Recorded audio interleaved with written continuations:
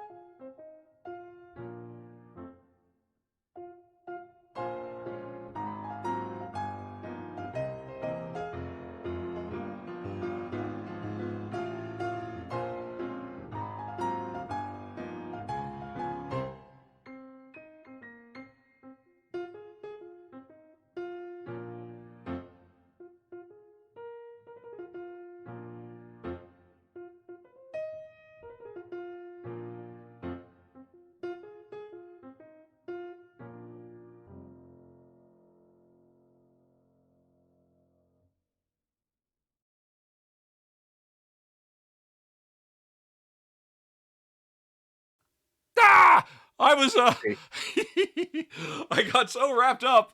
Ruel and I were talking during the countdown, and I really got myself worked up, and I realized, oh wait, the music just stopped. Ah! Is the show going? And, hi everybody. How are you? Hi, friends. I need to remember, let's not start a big old conversation offline before we go live. That's probably not the place to do it. Yeah. Well, you had no idea. You were just suggesting a game, and I'm like, let me tell you about the problem with this game. Ah! And, people don't normally get to hear me trashing a game, but you did offline. Although, it's no problem with the game. It's perfectly fine. I believe I stated as much in my, because Kimberly covered it. It was, we were talking about Starship Captains and how it's a Trek lover's dream. But as a 2-player game, I have some notes, which I did mention. And anyway. And I was wondering about that because I'd only played it. I played the prototype at 3 players, and I thought it was fine. But you had mentioned, again, this was offline, but we'll bring it online now. You mentioned perhaps all of the laundry. Put it all on the table. Perhaps an expansion would be over. Yeah. I think it would be easy to add something. Oh gosh, it's coming. More meat on its bones. Yeah, definitely. But hello, friends. I'm back home. Did we do a stream already from No, this is it. No, we did. The last time you were in that room still looking at a blank wall. Yeah. So I've got my shelves back. I've moved some things. It's a little tighter shot now, but I am at home because, folks, I have got my Topo Chico, so I am very, very happy. I've got my favorite flavor. It's good to be home. Thank you all again for your support. I appreciate it. As you can see, I've got some new games behind me, and one of them I'll be playing right after this stream, Ducks in Tow, with the expansion. Now, I'm going to play the base game today, and then tomorrow I'm going to run it back and do the expansion, the Bugs and Slugs expansion. Wonderful pickup and delivery game. It's got art by Andrew Bosley, designed by Stephanie Kwok. It's a really cool game, so please stick around for that after the R&R show. But gorgeous components, too. Those little ducks look adorable. So, yeah. It is, how do the kids say it? I'm not going to, the kids don't say adorbs. They just don't do it. Kids say adorable. They do. I can't speak for kids. I don't really know if that's I can't either. But I mean, come on, the little ducks. There's a bunch of different colored ducks. Duck meeples, or I don't know if they call them duckles or whatever. They're duck meeples, folks. So stick around for that afterwards. But we've got the R&R show, the pre-show right now. We're hanging out, and we will be talking about some cool games as well here. So, and we will not be doing our top 10 games to buy at Target. Some people in the warm-up said that they were getting notifications, top 10 games at Target, and I don't know why that happened. That was something you streamed last week on your channel, and yet somehow people were getting notices about it on this channel. That was so weird, because I had put it into your channel first, but I specifically remember logging out of the account to go into my account, so I don't know why it would show up. So, well, and the reality is, every time I go live, Streamlabs asks me, what is the name of the show? And I physically, at that second, type in the name of the show, and that should be what everybody gets notified. So I have no idea why that happened. But, folks, really weird. I have no idea what you should buy at Target.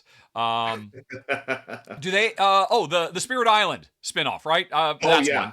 There we go. Yeah.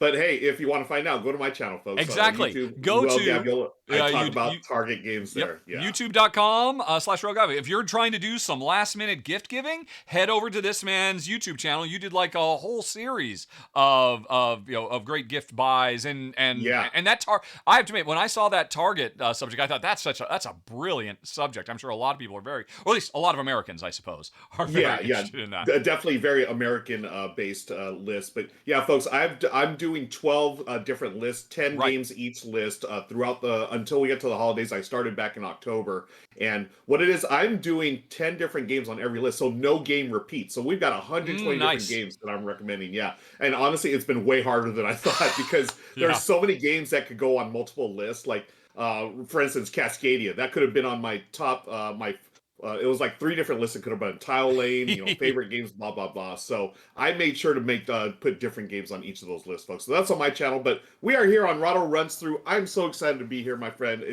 First of all, I want to compliment your shirt. What a great shirt you're wearing today. That's a fine shirt. If anybody would like to express their love for Tabletop tonight, they can go to merch.rahdo.com, where they can get a Rahdo Runs Through shirt or a Ruel Gaviola shirt as well. And 100% of the proceeds of sales of this shirt go right to that man right over there as well. If you'd like to give back for the holidays and just represent. Yeah, let's see what's going on. Everything's going fine in the chat, right? I mean, no one has said they can't hear us or see us. I haven't heard a hey, listen in my ear. So yeah, people were just talking about the Target notification, but obviously we're not doing Target games today, folks. So thank you for hanging out with us. It does say we're going to be talking about later when we record the show top 10 hidden gems. Yes, and this is going to be a fun one. I cannot wait to see what you came up with. Apparently, you and I in our top 5s had no overlaps at all. I'm wondering if our top 10s were totally different. I have a feeling they were. I think I identified 2 that I think there's a high probability that are on your extended list. But we will talk about that after the show, where we talk about so we'll have a top 20 hidden gems of 2022. And so that's going to be very, very cool. But before we do all that, we'd like to do a little bit of back and forth with the audience. Let me see if there have been any channel point requests that have come in. I think we had a few outstanding ones, didn't we? We have 2. We have a top 3. We have a this or that. We have a second top 3. So we have 2 top 3s requested and a this or that. And a Ruel Ranks just came in as well. So the requests are coming in. I was worried because when I got on this morning, there was just a top 3 that was requested last month. I thought maybe everybody forgot how to spend their points, but nope, they've got points. They know what they want. So what do you want to do? You want to hit a top? We have now 2 top 3s, a Ruel Ranks and a this or that. What do you want to do first? You know how much I love those this or that. So let's just jump right into it. Okay, this or that. Hey, folks, you know how this or that works. Start asking us stuff. Start, making us compare things to other things. For instance, hey, Ruel, Batman or Superman? Oh boy, oh man, that's actually a tough one for me. I gotta go Batman. But gosh, I do like Superman. The story of Superman, when you look at it as through the lens of being an immigrant, I think it's a very powerful story. Yes. Batman, I mean, it's a billionaire with a bunch of tech toys, honestly. But you do have the tragedy of him losing. He's an orphan. That always spoke to me. Just losing the family, his parents, because that was. You're not an orphan. Isn't it? No, I'm not an orphan, but you're a child of immigrants. Superman should speak to you. So you'd think I'd go with Superman, but Batman, that hits me harder just because thinking about what if I lost my parents at that young age, how different my life would be. And come on, I would go Batman. What about you? It's a no-brainer. Totally Superman. Although honestly, my option would be anything from Marvel over either of them, please. Quite frankly, but if I have to pick one of them, I think Superman. I don't understand. Why does DC, every time they reboot, they never just nerf Superman to... I don't understand. Why make him a literal god who... Yeah. Oh, how strong is he? As strong as we need him to be. I just never get that. But Batman has always, even as a little kid, I kind of thought, well, this is just kind of stupid. This is just dumb. You have all this money... Just put that money back into the community instead of beating the crap out of people and trying to scare anybody and just creating an atmosphere of fear in your city that just feeds a negative feedback loop. It's just always struck me as so dumb, and silly. And then the way they mythologize Batman now to say, oh, other Justice Leaguers are afraid of Batman because his most powerful tool is his intellect and his money, and like. Come on. It's I mean, it's fine. And to be fair, back in the 90s, I loved the Paul Dini Batman animated series. I certainly loved that, but I wish it had been the Paul Dini Spider-Man series instead. That would have been 10,000 times better. Yeah, give me Spider-Man over both those heroes. Yep. That's the main problem I have with Superman. I mean, he's basically a god, and like that really doesn't do anything for me. It's like, okay, yeah, he's stronger than all of us, and he just doesn't need to be. There's just no reason. Right? They've rebooted themselves so many times, and they just always go back to that. Oh yeah, he's literally omnipotent, except when we don't want him to be. In which case, for some reason, he got beat up by this character who. Anyway, it's weird. But anyway, by now I think that one topic has given enough leeway for people to ask some questions too. That are perhaps a bit less geeky. Yep. So let's throw it out here. Casson Millers asks, a multi-use dice or multi-use cards? Ooh. Now, multi-use dice is a relatively new thing. Like, I mean, he maybe mentioned that because I just put up my video yesterday for Wayfarers of the South Tigris. And it does a very, very cool thing where you can kind of program the faces of dice. So then when you're drafting, so that's really neat. But strictly speaking, you have to bend over backwards to make multi-use dice work. Whereas multi-use cards, I mean, I literally just an hour ago was filming Beer and Bread from Scott Holmes. Okay. Oh my gosh, this is such an amazing multi-use card game. He does so many cool things with that little 2-player game. So I'd go with cards, I think. Yeah, and I was going to say the same thing. Like, I have more experience with multi-use cards, whereas multi-use dice, I literally just got the Wayfarers of, what is it? Wayfarers of the South Tigris. So South Tigris. I literally just got that this weekend. It's still sitting in the shipping box. So I'm looking forward to playing that. Yeah, I heard nothing but good things. So yeah, for now, multi-use cards are the way to go. All right. I like this one. This is a fun one. This is Star Wars Andor or Legends of Andor. So we've got. Thank you, Goblin. That is a wonderful choice right there. Board games and Star Wars. Speaking of, I need to say this. First of all, folks who saw me at PAX Unplugged, thank you for. I had a lot of Rahdo Show folks come up and just send some love to me and say how much they appreciate the show. So thank you, friends, for coming up. And also on the way to Philly and on the way back, I binged Andor. And you've seen the whole series. I've seen the whole series. Oh my goodness! It's Rogue One, the miniseries. It was fantastic. Yes. That's all I'll say. Did you finish? I will second that call for an OMG. Wow. Yeah. That first 15 or 20 minutes, it just made me run for the hills. I'm so glad people kept insisting, because by the end of the first episode, I was hooked. And by the end of the last episode, this is literally the best thing that has ever come out. It has the word Star Wars on it, by far. Yeah, I did the same thing. The first 20 minutes of the first, I fell asleep twice watching that first episode. Yeah. But I mean, it was just so by the numbers. It was so, okay, now this is going to happen. Oh, now this is going to happen. And, oh, come on, geez. Yeah. But, boy, it did not stay in that realm. I mean, it is so far above and beyond.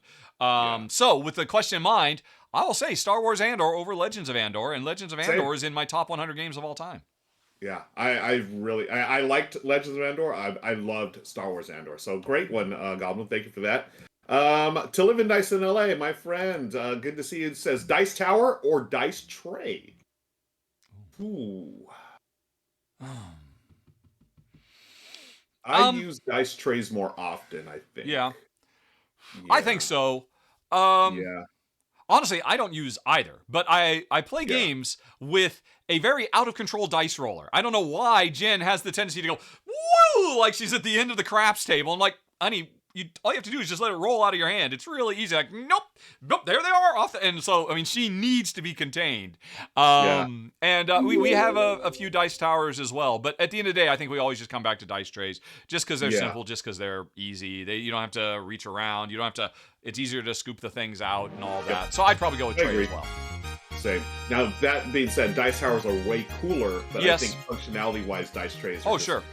Yeah, just use those more often. Speaking of, not speaking of at all, but hey, AA Risings, thank you for resubscribing. Nice. And Cassandra as well, thanks for using your Prime to put $2.50 in our community pockets, taken right out of Jeff Bezos' pocket. That is very, very kind of you. And also, I don't think I said thank you on the last show, Goblin. Thank you for handing out gift subs as well.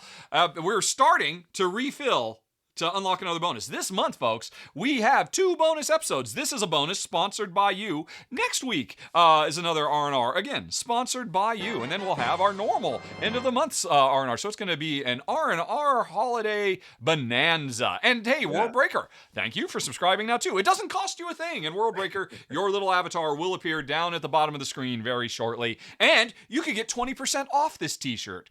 Just whisper me directly. I will give you the code that you can get 20% off anything at merch.rahdo.com. Jen also has a t-shirt for her gamer class. Awesome. Anyway, continuing with the this or that's. Yeah, pecans or walnuts? I guess pecans, but I don't really like either. Yeah, I like them both, but walnuts I would snack on. Pecans, I specifically like them in like a pecan pie. I really like. Oh, sure. Well, yeah, a candied pecan, sure, but straight. I mean, pecans I could take or leave. Walnuts I actively dislike. Oh, you actively dislike. Oh, interesting. Okay. Although I do like Walnut Grove, an excellent game from designer Tuco Tucalia. Better than Eclipse. Gasp. Okay, folks. Those might be fighting words. How about Donald Duck or Mickey Mouse? That's a much better, because normally it's always Donald Duck versus Daffy Duck, and that's easy. But obviously Daffy. But Daffy, he's way funnier. I think I'd go Donald. I don't know. Mickey Mouse, I guess. I can never understand what Donald's saying. That's why. Yeah, you know? You're not supposed to. So, yeah. And Mickey Mouse, he wears pants. Donald Duck never wears pants. That's true. So. Yep. The topless versus bottomless divide. Those two need to combine their powers and get a full wardrobe. Continuing with Superman, how about Superman or Shazam? Let's see. That's interesting. I'm not a fan of either, to be honest with you. I mean, I like the idea of Shazam, but honestly, I'm just less interested in stories about kids. No offense to kids. Kids are great. Right. But, kids and their problems just don't engage me as much as adults and their problems, even if those adults are literal gods. But so I think I'd probably still go Superman over Shazam. Although, strictly speaking, I think Shazam is more fertile soil for more interesting storytelling. Right. Yeah, Superman's the one for me. What about tile stacks or tile drawbags? Oh, taking it from a stack versus a draw. Oh, drawbags. Man, I hate stacking tiles. Same, yeah. Such a pain. Because inevitably you're going to knock them over. Yeah, inevitably. Cartoony. Plus, I think there's something pleasing about the idea of reaching in and snaking around and pulling things out of a bag. It's a tactile, pleasant sensation, I think. Yeah. Ruckus asked, cartoony Adam West Batman or Dark Knight? Okay, well, if you're talking... Well, I mean, are you talking specifically about Frank Miller's Dark Knight, or just the Dark Knight in general? Yeah. Why don't we go with Frank Miller's? Because that's when I really... Well, yeah, Frank Miller pretty much reinvented the Dark Knight. He reinvented it, yeah. Yep. So I'm more of a Dark Knight guy. But cartoony Adam West has his place as well for entertainment, That's really tough. I'm just trying to look from a point of view. What would I rather sit down and watch? Would I rather sit down and watch a silly thing, or well, of course you have to read one versus the other. Although, I mean, Dark Knight has been in a couple different ways brought over into animated films and whatnot. Mm-hmm. I think I would rather watch silly wham, pow, bam. Socko. All right. Socko. What about a Labyrinth or Dark Crystal? Ooh, that's a good one. Some classic 80s. Wow, that's a tough one. I want to say Dark Crystal, But Dark Crystal has some really wonderful things, and it has some really annoying things too. I mean, they just spend way too much time with the Skeksis just going. And it's like, okay, I get it, and wow, this is really dragging out. I think I'm surprising myself. I'd probably go with if you put them both on the table, I'd say Let's Watch Labyrinth. I think over Dark Crystal. Man, it's got musical numbers. Come on. Yeah, that might push it over the edge. Yeah, with the music, because I'm leaning towards Dark Crystal, but you're gonna sell me on the musical stuff. I'll go with Labyrinth as well. Yeah, if Dark Crystal was 100% just the little dog creature thing, then it would totally be Dark Crystal, because that one thing alone, that one GIF we've been looking at for the last 20 years, makes almost the entire movie worthwhile. Whatever that little thing was called. Yeah, I don't know how to remember. Okay, here's a good one. Goblin, North Sea, West Kingdom, or South Tigris? Well, no, that's not fair. So I'm going to amend that to say your favorite from North Sea, your favorite from West Sea, and your favorite from Tigris. Now, you haven't played Tigris yet, though. Not yet. And I have a feeling I'm going to love that one. I really, with the dice and stuff. Favorites out of Raiders of the North Sea. So you can do whichever West Kingdom versus North Sea. Which do you prefer? So we had Explorers of the North Sea, Raiders. Raiders by and far. Shipwrights was the other North Sea. Yeah, that one I didn't really care for, but I loved Raiders of the North Sea. West Kingdom, really close calls. So I really liked Architects and I really liked Paladins. What was the third one? Viscounts. Yeah, that one was good too. That's the rondelle moving around with your guy on a horse. Yeah. Paladins made my brain hurt, like in a good way. Yep. It was a good one. But Architects, especially with one of the expansions, I think that's the smoothest playing one of the three. So I'm going to go with Raiders of the North Sea, Architects West Kingdom, and TBD for South Tigris. Wow, so you still put Raiders over Architects? No, Architects is part of the West Kingdom, right? Oh, okay. Are you you're I'm saying take your favorite from North Sea and compare to your favorite from West Kingdom. Because he didn't ask for a specific game, so I'm just trying to say, well, okay, give each series its own champion and let those champions go against each other. Oh boy. I'm going to because obviously it's going to be North Sea versus one of the, because no offense to Explorers or whatever and Shipwrights, but one was like a light family-friendly gateway game, and the other one was like one of the most nasty cutthroat Euros in years. So I mean, North Sea was the one that actually, won the Spiel des Jahres after all. Right. Oh boy. I've played Raiders the most, but I think I enjoy Architects slightly better. Now that's the first one, right? That's the one where you can arrest each other's, and then you have to bail your workers out of prison. Yeah, that was a really very clever game. Yeah. Yeah. So I'm gonna go with I'll go with Architects of the West Kingdom. What about you? I have played all of the games and all this. No, I have not. I've not played Shipwrights, but I just don't want to play it. So for me, it's North Sea versus Wayfarers of Tigris versus I'm gonna say Viscounts, and I know that's not popular. Everybody really, I'm surprised you. I mean, it seems like most people rate Paladins the highest of the West Kingdom, but Viscounts is where it's at for me, especially because I played all three of them as co-op games, and I think Viscounts is the best co-op game when you use the co-op expansion that came out as well. Viscounts just is the best game specifically with two players in mind. Paladins needs a little bit of scaling, and obviously you need to have more players with Architects with the way workers kind of change hands and stuff like that.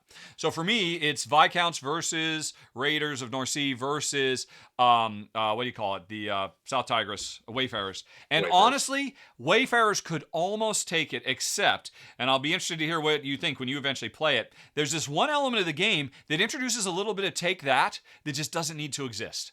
Oh, okay. Well, you can exert you have influence tokens. You can put them on the guilds, which means you can use them for powers later on. But a lot of times, instead of getting the power to, hey, I want to put my influence on the guild so I can use those powers. No, I can put in influence on any card on the board. And this is a card drafting game, right? And what that means is whenever I get that power, I'm supposed to figure out what it is that you want the worst, what you want really bad, and then put my influence on that. So that basically, I charge a tax on you. Whatever you want, you got to pay me a tax to do that thing you want to do now. And honestly, Jen and I kind of hated that, and just like, why is this here? And every time it happens, oh great, let's stop the game for a little bit and figure out And eventually we got to the point where, honey, could you just tell me what the thing is you want to do most, so we don't have to wait 3 minutes while I figure out what is the most valuable thing to you, so that I can just make you pay an extra coin to do it, and it comes to me. And it's like, oh, why does this keep happening? There are so many other things we would have rather. I mean, I talked about this in my final thoughts. So because of that one thing, which, man, I would love to see. Can we have something else with the influence besides just screwing with each other? I'm going to give it to Viscounts. Okay, yeah. So in that case, speaking of that, like I always thought it was interesting how they did architects. So there's that little bit of take that where you put in your opponents in jail, right? To but me, it that never, doesn't feel take that as very much. It doesn't feel that bad, right? But I mean, the reality is, if you don't arrest my workers, I'm going to have a really hard time pivoting and make them do something else. And I'm done gathering wood. Would somebody please arrest these people so that I can very easily and quickly bail them out of jail so I can make them do something else now? Yeah. And that's what I always appreciate about that, because yes, it was technically a take that because you're putting them in jail, but at the same time, it helps you. It doesn't harm you as much as other take that mechanisms. And Shem Phillips. I mean, anytime that you mention Shem Phillips and worker placement, there's always like new ideas. Oh yeah. And that is definitely true for Tigris as well. It's okay. So, cool. If just for that one thing, I would say it's maybe the best S.J. McDonald Shem Phillips collaboration yet. But it's just hey. And now a lot of people have posted on my line, well, hey, just don't do that. Because there's two uses for putting your influence on a card. I can either say, oh, what do you want, Ruel? Okay, well, now you're going to have to pay more to do it. Or I can put it on a card I really want to disincentivize you from taking it, right? So it's kind of a defensive measure. And that's cool, except in a two-player game, there's no reason to do that because there's, I think there's like 12 cards to choose from when you're drafting. And it's very unlikely somebody's going to get that one card you need really bad. At a higher player count game, it makes sense. Oh, I just do this as defense to keep everybody away from the card I want. But in a two-player game, nope. If you're not using it to screw your opponent, you're basically wasting potential. Okay. Let's we went really long on that one. We did, huh? Let me see. Let me catch up here. We've got, here's something, a foodie one from our friend A.A. Risings. Candy cane or peppermint bark? Oh, I think I've only had peppermint bark in ice cream form because sometimes they put it in ice cream. So I don't really know what it's like straight. Yeah. So you'll have to hit that one, I guess. Yeah. Candy cane, I mean, I like them both. They're both pepperminty. Give me the bark because it's, isn't it like chocolate peppermint? I don't really eat it as much either. It's like white chocolate with peppermint slivers. I think that's what it is. I don't know. But well, if that's what it is, I'll take that over candy canes. Because honestly, I could take it. I mean, I'm just going to say bark anyway because I was not a big fan of candy canes when I was a kid. Same. Any other candy you could give me? Is this really the best we have? This is kind of bottom of the barrel candy here. Yeah. St. Nick. Goblin asks, Mary Jane Watson or Gwen Stacy? Ooh. You hit the jackpot, Tiger. It's always going to be Mary Jane for me. MJ for life for me, too. Yeah. MJ. Especially because, is it okay to do spoilers about a comic book series that was from 10 years ago? Yeah, I mean, I think the statute of limitations. The lowest moment of all of Spider-Man history, One More Day was a great series where, Aunt May is dying, Peter is so desperate to save her, goes to far corners of the Marvel universe, can't find anybody to save her, and he's going to have to finally let her go. That's great. He's continuing to grow his character. Nope. Then he goes and literally makes a deal with the devil. And what is the deal with the devil? Hey, completely wipe out my relationship with Mary Jane Watson so that I can go back to being a swinging single on the town and go on dates and no longer be a family man. And that moment, I stopped reading Spider-Man when they did that. That just pissed me off so much. But there was one cool element of it. When they make the deal and Mary Jane whispers in Mephisto's ear, I've got one caveat, and he says, oh, I love it. And we don't know what it is. And it was much later we found out that it was, I don't want to forget. And so she carried that around for years. And, Peter completely blithely, didn't know any of that. And so I thought that was a very cool moment for her. So I really like that. Yeah. MJ all the way, folks. Yep. I think we've reached the end. Okay. Good. Yeah. Because we have other stuff to do. Yeah. And I have to compose myself after crying over a silly comic book. Jeez Louise. I am such a softie. I got one quick thing to mention here. Ruckus was asking, he reminded me, thank you, Ruckus. Did you already share the Odyssey of a specific game yet? He's asking me. What's that? I've got to let you know. So Ruckus kindly picked up a copy of Schottentotten, the Polish edition, for Ooh. me because Oh, is that one we of the ones talked that about has really awesome art? yeah, and the art Okay. is way more awesome than I thought. And so he picked it up in Essen, and Oh, it was wow. going to take this journey of, I was going to have a friend pick it up there, but of course, all my U.S. friends, I mean, they're packed to the gills, and so we had to find an alternate way to get it back. And basically, it went through like 4 different hands and finally reached me. So thank you, Ruckus, for helping make that trek happen. It was I have the game. I've opened it. The art is wonderful. I haven't actually played it yet, but I love Schottentotten. So thank you, Ruckus, for that.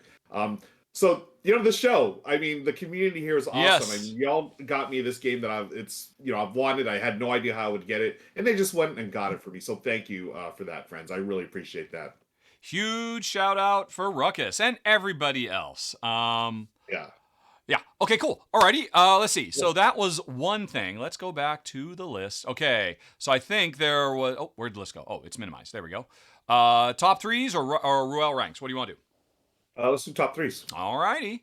Then we need some top 3 topics from the audience. Folks, what do you want us to come up with the definitive list of that will go down and stand the test of times? You can chisel it in stone because no one would ever dare assail our final determination of top 3 X's.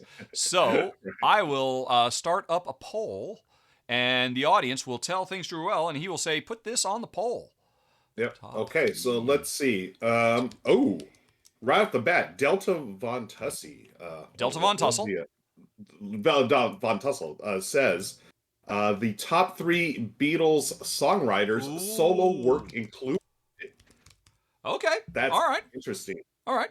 Okay. I'm down with that. A.G. Fox, this would be a no-brainer for me, but the top 3 Christmas movies. Oh my God, I have something to say about that. I kind of hope that one wins.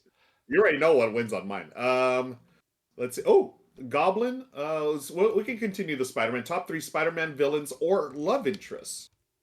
Okay. Is that 2 different ones? Yeah. So all right. Spider-Man villains. Spider-Man love interests. We'll do villains. Hey, Board Game Geek TV, thank you for the raid. How's it going? We're about to launch, you're just in time. We're going to do a vote for a flash top 3 we're about to do. The topics so far are Beatles songwriters, Christmas movies, Spider-Man villains, Spider-Man love interests, which I can't type, and we need one more topic. Oh, this is interesting. Linnea says, top 3 months of the year. I have thoughts on that. Yeah, I like that one. Okay. Folks, you have 2 minutes to cast your vote for which of those you like the most. Right. So, yeah, that is an interesting. And for this is the first time in a long time, we will not do a game-related one. Normally, whatever game-related one is on there always wins. Every single time. So now you have to pick. We will do, and in fact, actually, we do have 2 top 3s. So we could do the number 1 and the number 2 choice here. As part of the pre-roll, and then we'll have time for Ruel Ranks, and then we'll battle royale, and then we'll do our top 10. What was it? Hidden gems. Hidden gems. Thank you. I literally could not think of it. Okay, so it looks like I'm putting in my vote. And songwriters are on the early lead here. Very cool. I'm voting for Christmas movies because I literally just this week watched the greatest Christmas movie of all time. I will brook no debate on this. Whoa. It was one I had never seen before in my life, and it's freaking amazing. Wait, is it a new movie or? I'm not going to say. Movie? People will have to. I'm trying to make it a bit attractive for people to vote for that, so I can talk about how much I love this movie. Well, now I've got to go, and I'm going to cast my vote as well for Christmas movies. And folks, don't forget, you can spend your channel points to influence the vote. Or bits, for that matter. Or bits. And I've cast my vote. The Beatles songwriters was interesting because right off the top of my head, you think Lennon and McCartney. But then if you really... You also have to give it to George Harrison. Yeah. I mean, we could talk about it if they do it. Yeah. Because and it looks like Christmas movies is the clear runaway winner. As it should be, because I cannot say how incredibly excited I am about this movie. And Jen is too. Okay. I mean, if I told Jen what I was talking about, she'd probably want to come in and not get on camera, but she'd want to come in and talk about it also.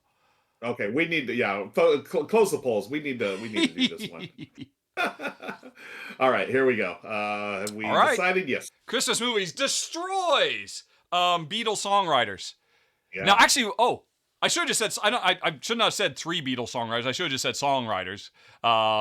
Because I don't know. Yeah. I mean, I'm sure there's a lot of Yellow Submarine love out there, but it was probably going to be between the big 3, which was your favorite, which is a really good one. I think a lot of people make a very strong argument for George over Paul or John, but it doesn't matter because Christmas movies. Hey, folks, back to us.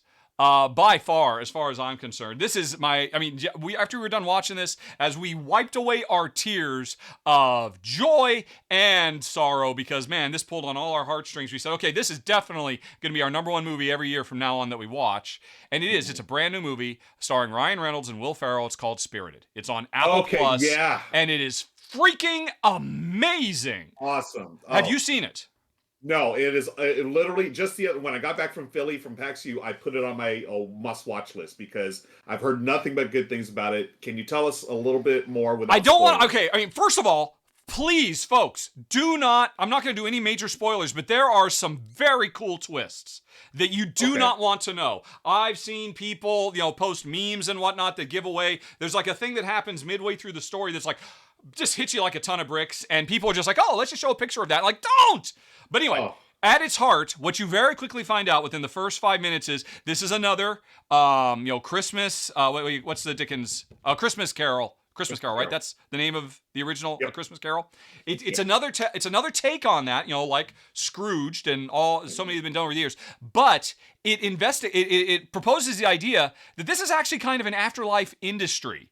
That there is a literal afterlife department whose job it is to Scrooge people. Every year, they are going to pick somebody who needs to have a change of heart, and they're going to be visited by the ghosts of Christmas past and future. We're introduced to all these characters. We get a lot of day in the life, office type stuff, and all of that. But they pick a new target. That's going to be Ryan Reynolds. And the question really is, what if Ryan Reynolds can outsmart the ghosts of Christmas past, present, and future? And make a strong counter argument. Okay. And that's the crux of the movie. And I will not say anything more other than to say it is a freaking fantastic musical. With tons of musical numbers and dance sequences. If I recall correctly, I think all the original music is written by the guys who did the musical that was set in Los Angeles. Not L.A. Confidential, but a Los Angeles Story or L.A. Story? Is it L.A. Story? Wait, a musical or a movie? A musical feature film that was set in Los Angeles. I can't think of the name of it now. La La Land. Thank you. Yeah, I believe the song creators from La La Land wrote all of this stuff. I could be wrong about that, but I saw that someplace. It's all fantastic. There's a bunch of really great toe tappers. It's great. I mean, you expect to see this kind of stuff from Will Ferrell from all his years on Saturday Night Live, as the cheerleader and stuff, doing dance numbers. But they're both fantastic. The story is great.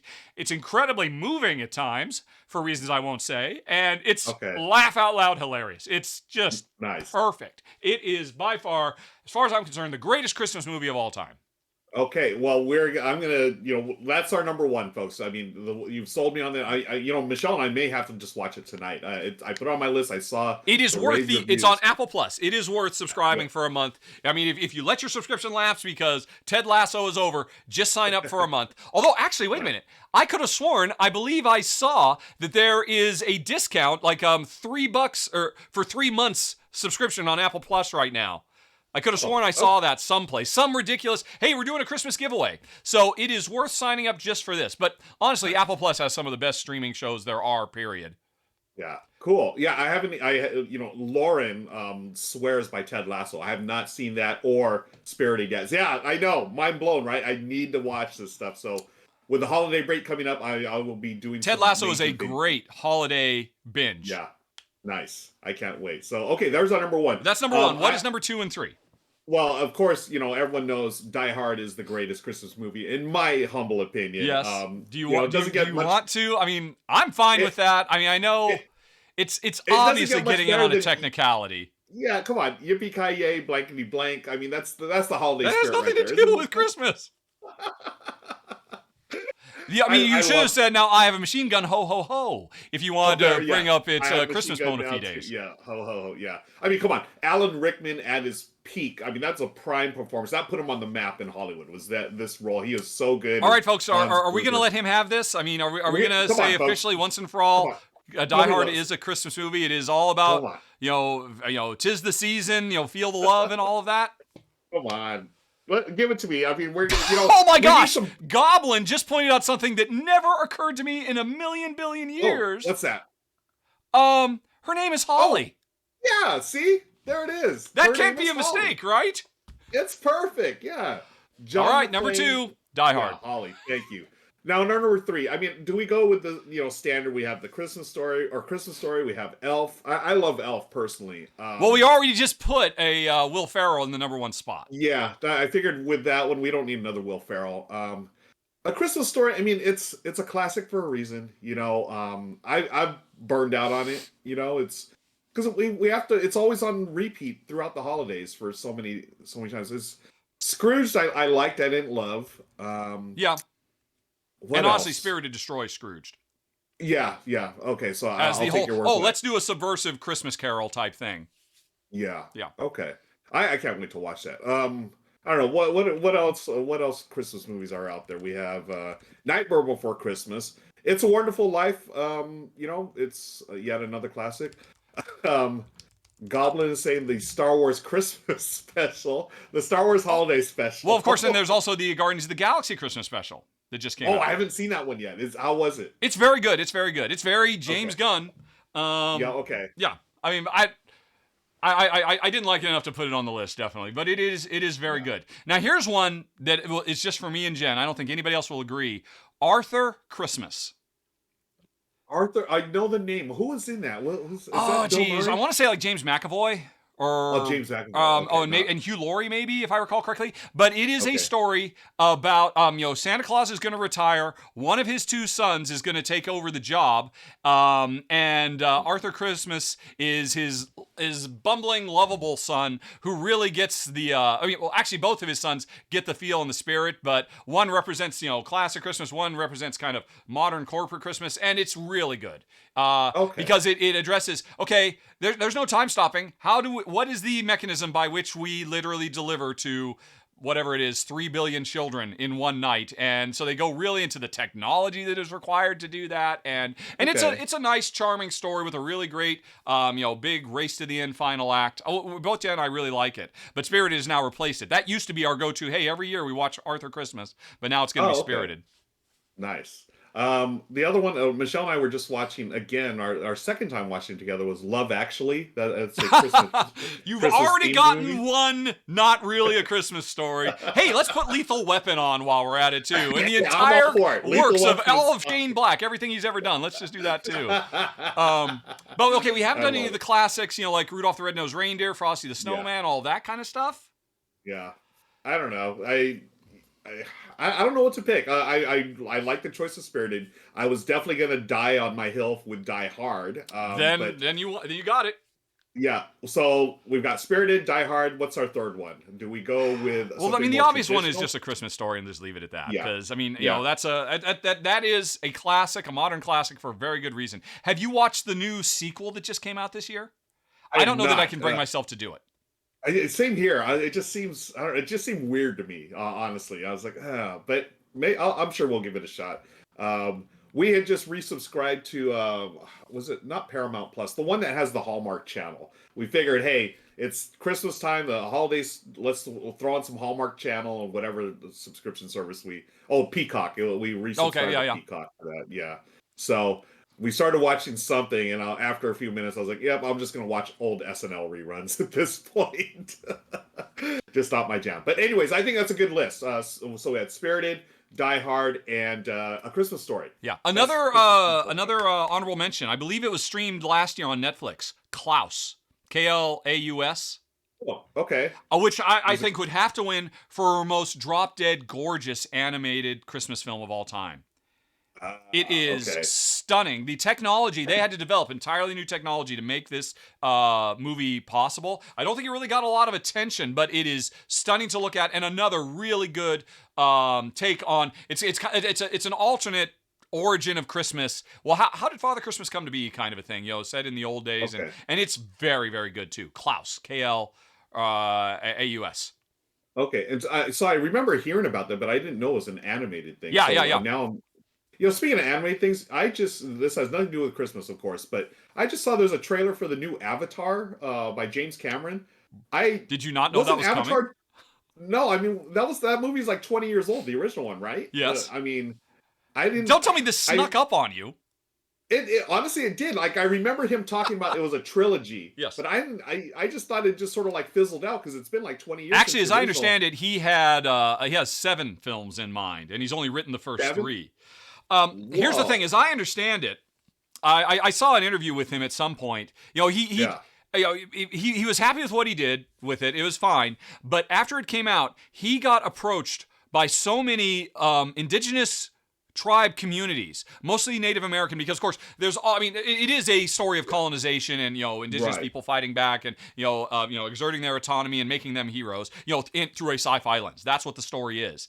And so many tribes approached him and said, "This tells our story in a mass market appealing way. We thank you for that so much." That in the back of his mind, he's always saying, "Well, I have to go back. I have to, because I have more to say about that, and I have more to celebrate. The joys and triumphs of indigenous peoples." So he had at one point said, "I'm done directing movies. I'm just gonna keep on diving to the bottom of the ocean, whatever else it is I do." But it's because of that it has been on first and foremost on his mind. And the story he wanted to tell, he literally couldn't do until now because it was called Way of the Water, and a sizable portion of it takes place underwater. It's underwater motion capture and stuff like that. And the technology was not ready for it. So he had to build, in the same way as with Avatar, he had to build completely new technology. He had to do it. It took years to do. It would have been out several years ago, but COVID basically scuppered the whole thing.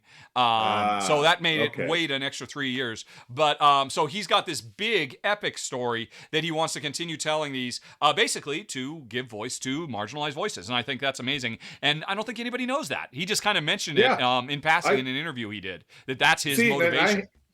I had no idea. I need to watch this interview because I'm interested. Like at first I was like, well, Avatar was like 20 years ago. It was really neat, but I didn't know that he was wanting to tell stories of marginalized people. Yeah. And also I had a feeling with the technology thing. He's always been like a big tech guy, so waiting until that's ready to go. And I just assumed he's always just diving under the bottom of the ocean to do Titanic 2.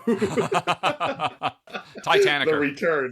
The return of Leo. But okay, cool. Well, now I'm sort of it's weird. This huge movie just totally snuck up on me. I had no idea it was going to be coming out. Well, I didn't care about it, but I am genuinely more interested in it now because I saw that particular interview with him. It was just some random interview that I think went up in the last month somewhere on YouTube.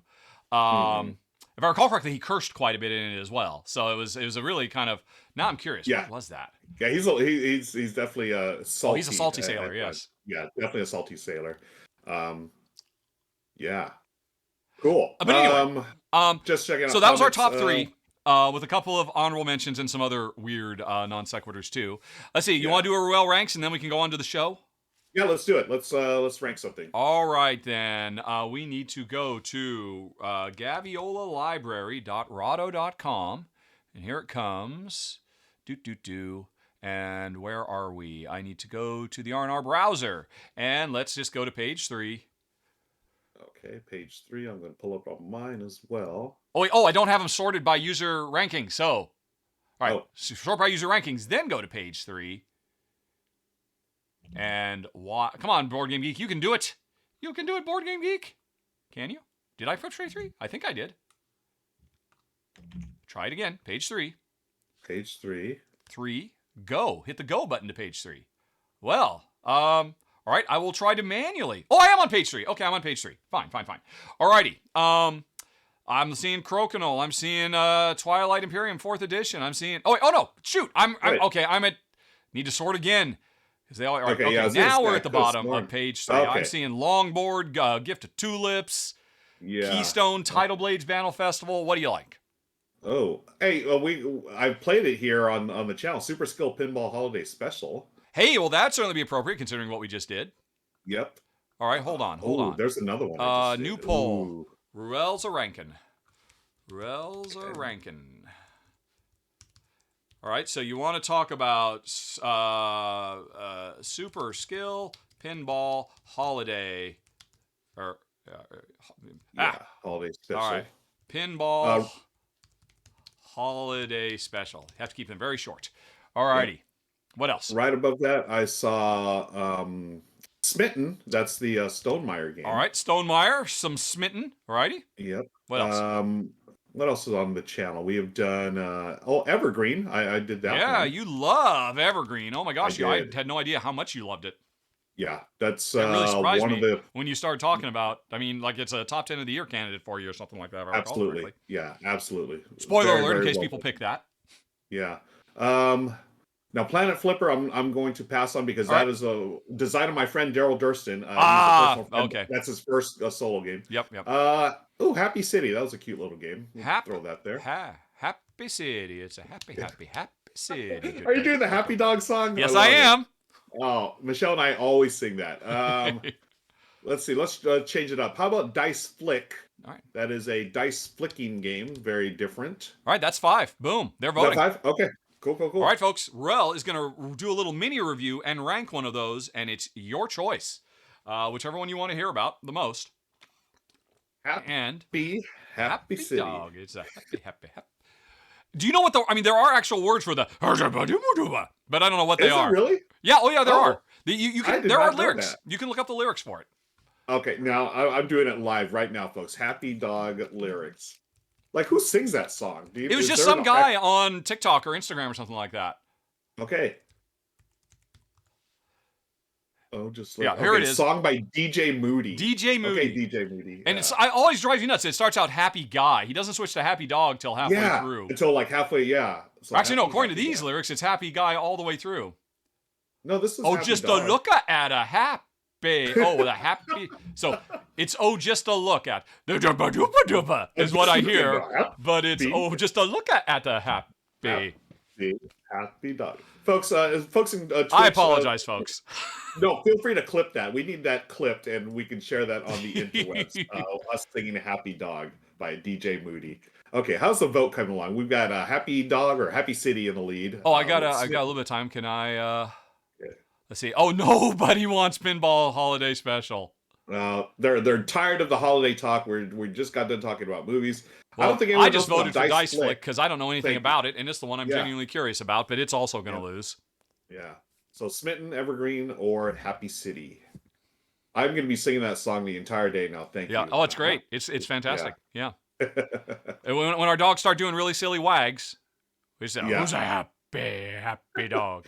But yeah, I actually created a TikTok. I have a few TikToks that I've made. Oh, really? And one of them is with Mookie taking a walk, and I put the and you put that on there. I put that on there. Yeah. Did it get 10,000 million views? Unfortunately, it didn't. But it's hard to break through. It really is. Okay, well, how's our vote coming along? All right, well, Smitten is the wiener. So, cool. Ruel, tell us all about the 1 to 2 player game designed by Jamie Stegmaier with art from Vincent Dutray, known as Smitten, where players work together to complete 2 matching panoramas. Smitten is really a neat little game. It's basically, remember those sliding puzzles we had as kids? Yes, I hate them. Slide them around. You hate them, but this is so a much better version of that. Okay, because it is a cooperative game. You and one of the player, or you can do a solo. Okay, but it is a cooperative game. You're trying to do 2 panoramas. They're the exact same thing. Basically, 3x3 grid for both of them, so 18 cards total. You're going to shuffle them up, and then you're going to play them into your tableau. And each one has a specific rule that triggers that you're going to try to resolve. And some of them have to do with like moving cards in specific places. Others have, hey, you can draw an extra card or whatever. And ultimately, you're trying to do set both of them, the 3x3 tableaus, complete them, and you win the game. But if there's ever a point where you cannot follow the directions on one of those cards, then the game is over, and it's really quick. And you see the art here, beautiful art by Vincent Dutray. They are all like Easter eggs to Stonemaier. That's not games. I look at this one in the middle, and it looks like Usagi Yojimbo, which I'm sure it's not. That's what I thought too. It's My Little Pony. Oh, is it? Okay. Yeah, I totally thought the same thing. That's funny. So yeah, as you can see there, your partner must place a card in either grid that completes a row or column, blah, blah, blah. And it always has to be orthogonally adjacent, cannot be a diagonal, unless I think there might be a card that allows you to do a diagonal. So it's a wonderful little solo game. It's a great co-op game. I really enjoyed it. It was a surprise too. I didn't even know I was getting this game until I had placed an order, and it was a freebie at I think on the last Stonemaier release that they did. They said, hey, if you order this, you're going to get this free $10 game. So I understand it as a solo game. Oh, they're jumbled up. I got to get them back into the original picture. They all have special powers that let me move stuff around. Yep. What's the co-op game? How does that work? So you in both games, you're trying to do 2 grids, right? I'm sorry. You did say that I've got my grid and you've got your grid. Right. Okay. Exactly. And then there are times when you can say, hey, I can move something in your grid. You can move something in my grid. So it's really clever. Oh, I see. Yeah, I think it's a really clever puzzle. Probably takes I've played games as quick. I mean, I've lost right away in 2 minutes. But then the longest game will only take you 15 minutes. Super easy to learn. I think it's a wonderful filler. I would say it's almost like Love Letter meets one of those puzzles from back in the day. A sliding puzzle meets Love Letter. You play one card, you resolve it, you draw another one, etc., etc. Overall, I think it's a wonderful little game. My ranking, folks, I'm going to give it, now it says 6.6 on Board Game Geek. I think that's a little low. It's better than that. I'm going to say a 7.13.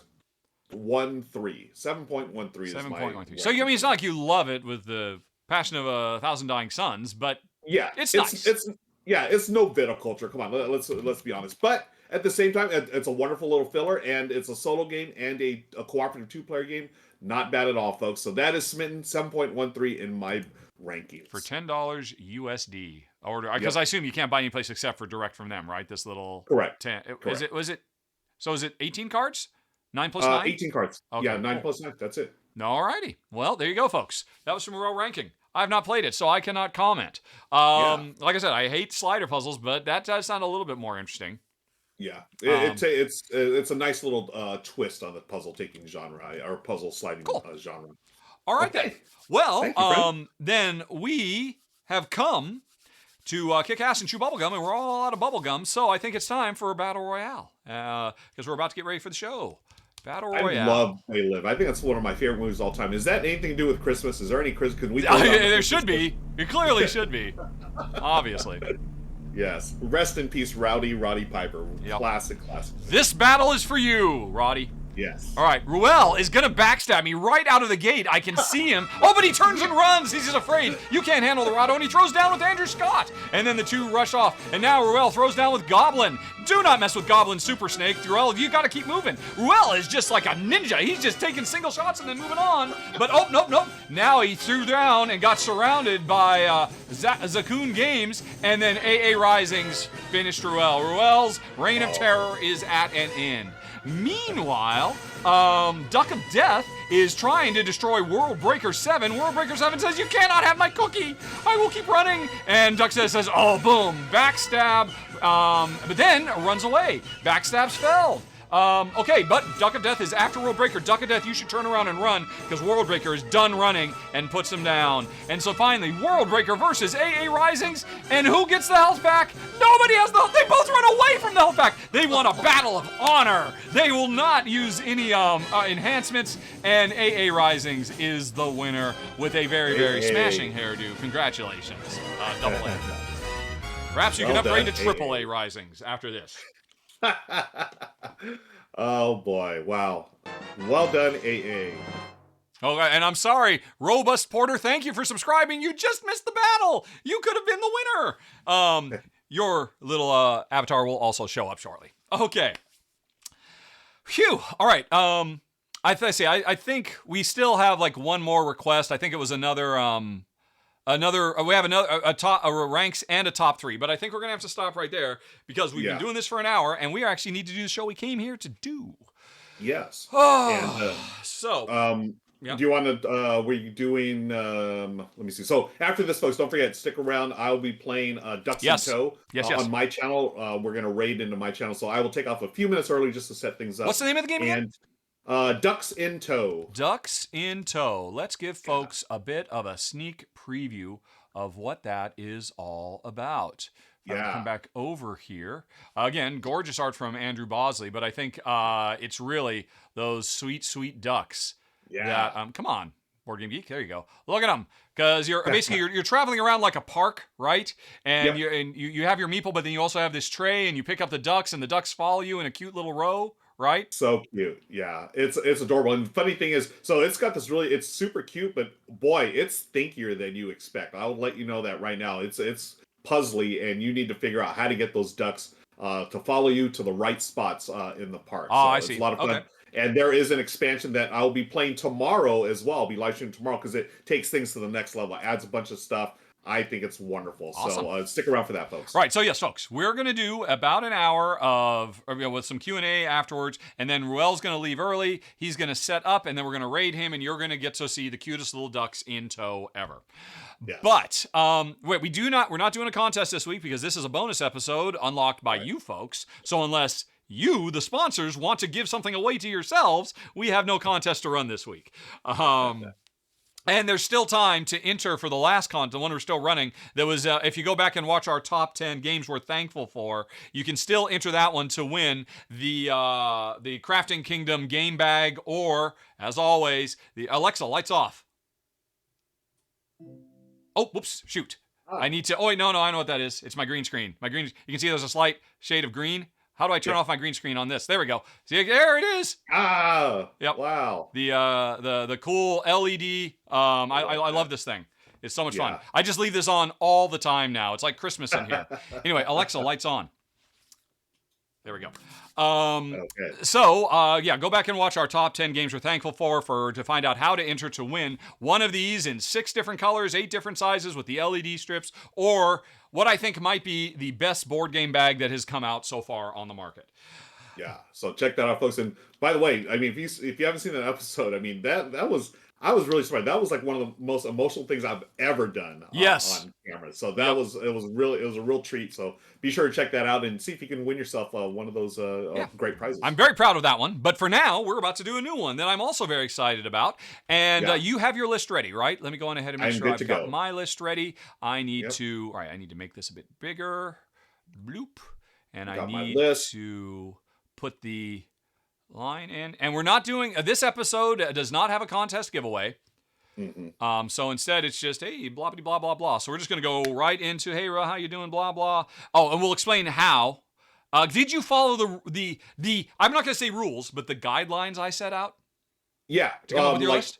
Yeah, the link that you sent me, I followed that, and I was trying to get ones that had fewer than so many user ratings. Yeah. So that's how I did it. Yeah. Okay. Did cool. you end up doing that? I did that. I kind of broke my rule on one of them, and I kind of said, I said, what did I say? It was like 100 was the threshold, and I think one of them has like 160. So okay, yeah, but it's still some of mine may. I went by 150, and I was trying to keep it around that number or below. So. And of course, those numbers probably changed by now. So, of course, yes. We'll see. All right, so folks, we are about to do a which means I need to change this because we are not doing a video for Lacrimosa. Let me go on ahead and change this bitmap. Right, box art. Change it to the R&R Show art. Where is that? That's in my Twitch directory. This is not very exciting for people to watch, but it won't take long. There we go. Boom. That doesn't fit. Right click and transform. Fit to screen. Boop. All right. So, because we're not being sponsored by anybody today, it's just as our show is brought to you by you, the viewers. Blah blah blah. Okay, I'm ready to go. Are you ready to go? Yes. Am I forgetting anything? I feel like, because we're not doing the contest. That's what's really throwing me off. We're not going to have a secret word. Yeah. So we're good. Because the sponsors of this show don't have a giveaway for us to do. Yeah. So I know it's like we have this normal checklist that we go through, and exactly. We're skipping something this time, but we're good to go. Yeah, let's see. Before we get going, is there anything that's come up in chat? Because we have not really been paying much attention to chat, and I feel bad about that. Anything important that we should hit? No. We just talked about all the different. It was a lot of chat about the movies and about Batman and Superman and stuff like that. And I think we're good. Just to make sure we're going through here, I don't see anything that's pressing. And the AMA stuff, there's no question mark stuff, so Okay. we're good. Yeah. I like the Hawkeye Disney Plus show as a best Christmas story. Man, oh man, That thing is really suffused. That, I mean, Yeah. that is much more Christmas than Die Hard is. If I had seen that, I might have made an argument for it.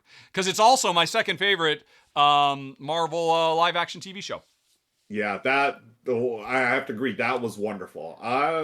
Man, oh man. But You know what? it's too bad we already chiseled it in stone. We already locked it in. We can't go back. Yeah. We can't go back. Yeah, no more of this cult of the new. I'm going to the classics. I'm sticking with the classics. Die Hard for me, but Hawkeye, very, very good show. Really good. Yeah, I think most people consider like White Christmas or Jimmy Stewart with wants to Wonderful Life. Thank you. Yeah. I mean, I think those are generally considered the classics, but we'll put Die Hard in with them. Sure, why not? Thank you. Okay. So, folks, we're about to start recording a top 10. You folks are the live studio audience and can watch and laugh and cry along with us, but we won't be doing any back and forth. But if, while we're doing this, any questions pop into your mind about, well, what about this? What about that? Oh, come on, everybody knows about that game or whatever. Preface your question to us with a question mark. Start it with a question mark so that it'll go into a queue and we'll do a Q&A afterwards. Folks who have been here a while and know how this works, if you see somebody else asking a question and you see they didn't do the question mark, if your fingers are free, could you just go on ahead and copy and paste it and do it with a question mark so it won't get missed? That would be awesome. But otherwise, we are ready to go. Are you ready to go, Ruel? One last sip. I am. Yeah, let's do this. Take one more sip of Topo Chico. All righty. What flavor? Twist of Lime, my favorite. Twist of Lime. Okay, classic. The best. Okay. Alrighty. Okay. Good to go. Now I do the clap. Hey everybody, this week's episode of the R&R Show is brought to us by you. Thank you, viewers of the show. If we get enough people subscribing or following or donating to the show, we get to occasionally unlock bonus episodes of the R&R Show. And this is one of them, and I am very excited about it because our topic today is our top 10 games that are hidden gems of 2022. The games that slip between the cracks. And I can't promise, but I'm going to anyway. I promise, folks, we're going to have a few games talking about today that you have never heard of, and if we do our jobs right, you might want to seek them out afterwards. I've got my 5, Ruel over there has got his 5, and are you ready to go, Ruel? I'm ready to go. Yeah, I'm really excited to see what you have on your list. And we talked a little bit before we went live here about how there may be some crossover, but in our top 5, each of our top 5s, there was no crossover. Yes, we were both surprised by that. So that means you're really going to surprise me. And the way we did this, by the way, folks, is we went on Board Game Geek. We did an advanced search for all games that came out in the year 2022, putting aside expansions, and then we sorted them by number of voters. And we basically only looked at games that haven't really been looked at by more than, say, 100 or so people on Board Game Geek. And, but also older games. I mean, obviously, there's some games a game just came out yesterday and hasn't been looked at by anybody. So we were trying to adjust for that, and I've got 5 that I'm absolutely in love with, and I think are being criminally overlooked by the board game Vox Populi, and I assume you do as well, right? Yep, that's right. That's basically what I went for as well. Those games that have been overlooked for one reason or another. Again, there's so many games that come out every year, but these are the ones that I'm excited the most that I think more people should know about. Cool. One last question for you, because we have not coordinated at all. Your 5, which are going to be number 10, 8, 6, and 2. Are you sorted by your favorites, or are they sorted by least well known? Oh, I did my favorites. I went the other way. Numbers 9, 7, 5, or 9, 7, 5, 3, and 1, they get progressively more obscure as we go. Oh, yep. Interesting. I like that. Okay, but I'm going to stand by all 10 of these, whatever this man has come up with, because he has not let me down so far. So let's get going. Ruel, what is number 10 on our list of hidden gems for 2022? Number 10. So this is a game you and I actually have played together right here on the show, and I don't think it's getting enough love. It's wonderful. It is Citytrip Brugge. Okay. I think this game is outstanding. It's a roll and write game, a flip and fill game actually. And if you if you've played On Tour, if you played Welcome To, I feel like this is a really nice mix of those two games. On Tour, where you building routes and stuff, and then Welcome To, where you're trying to do a little bit of like set collection.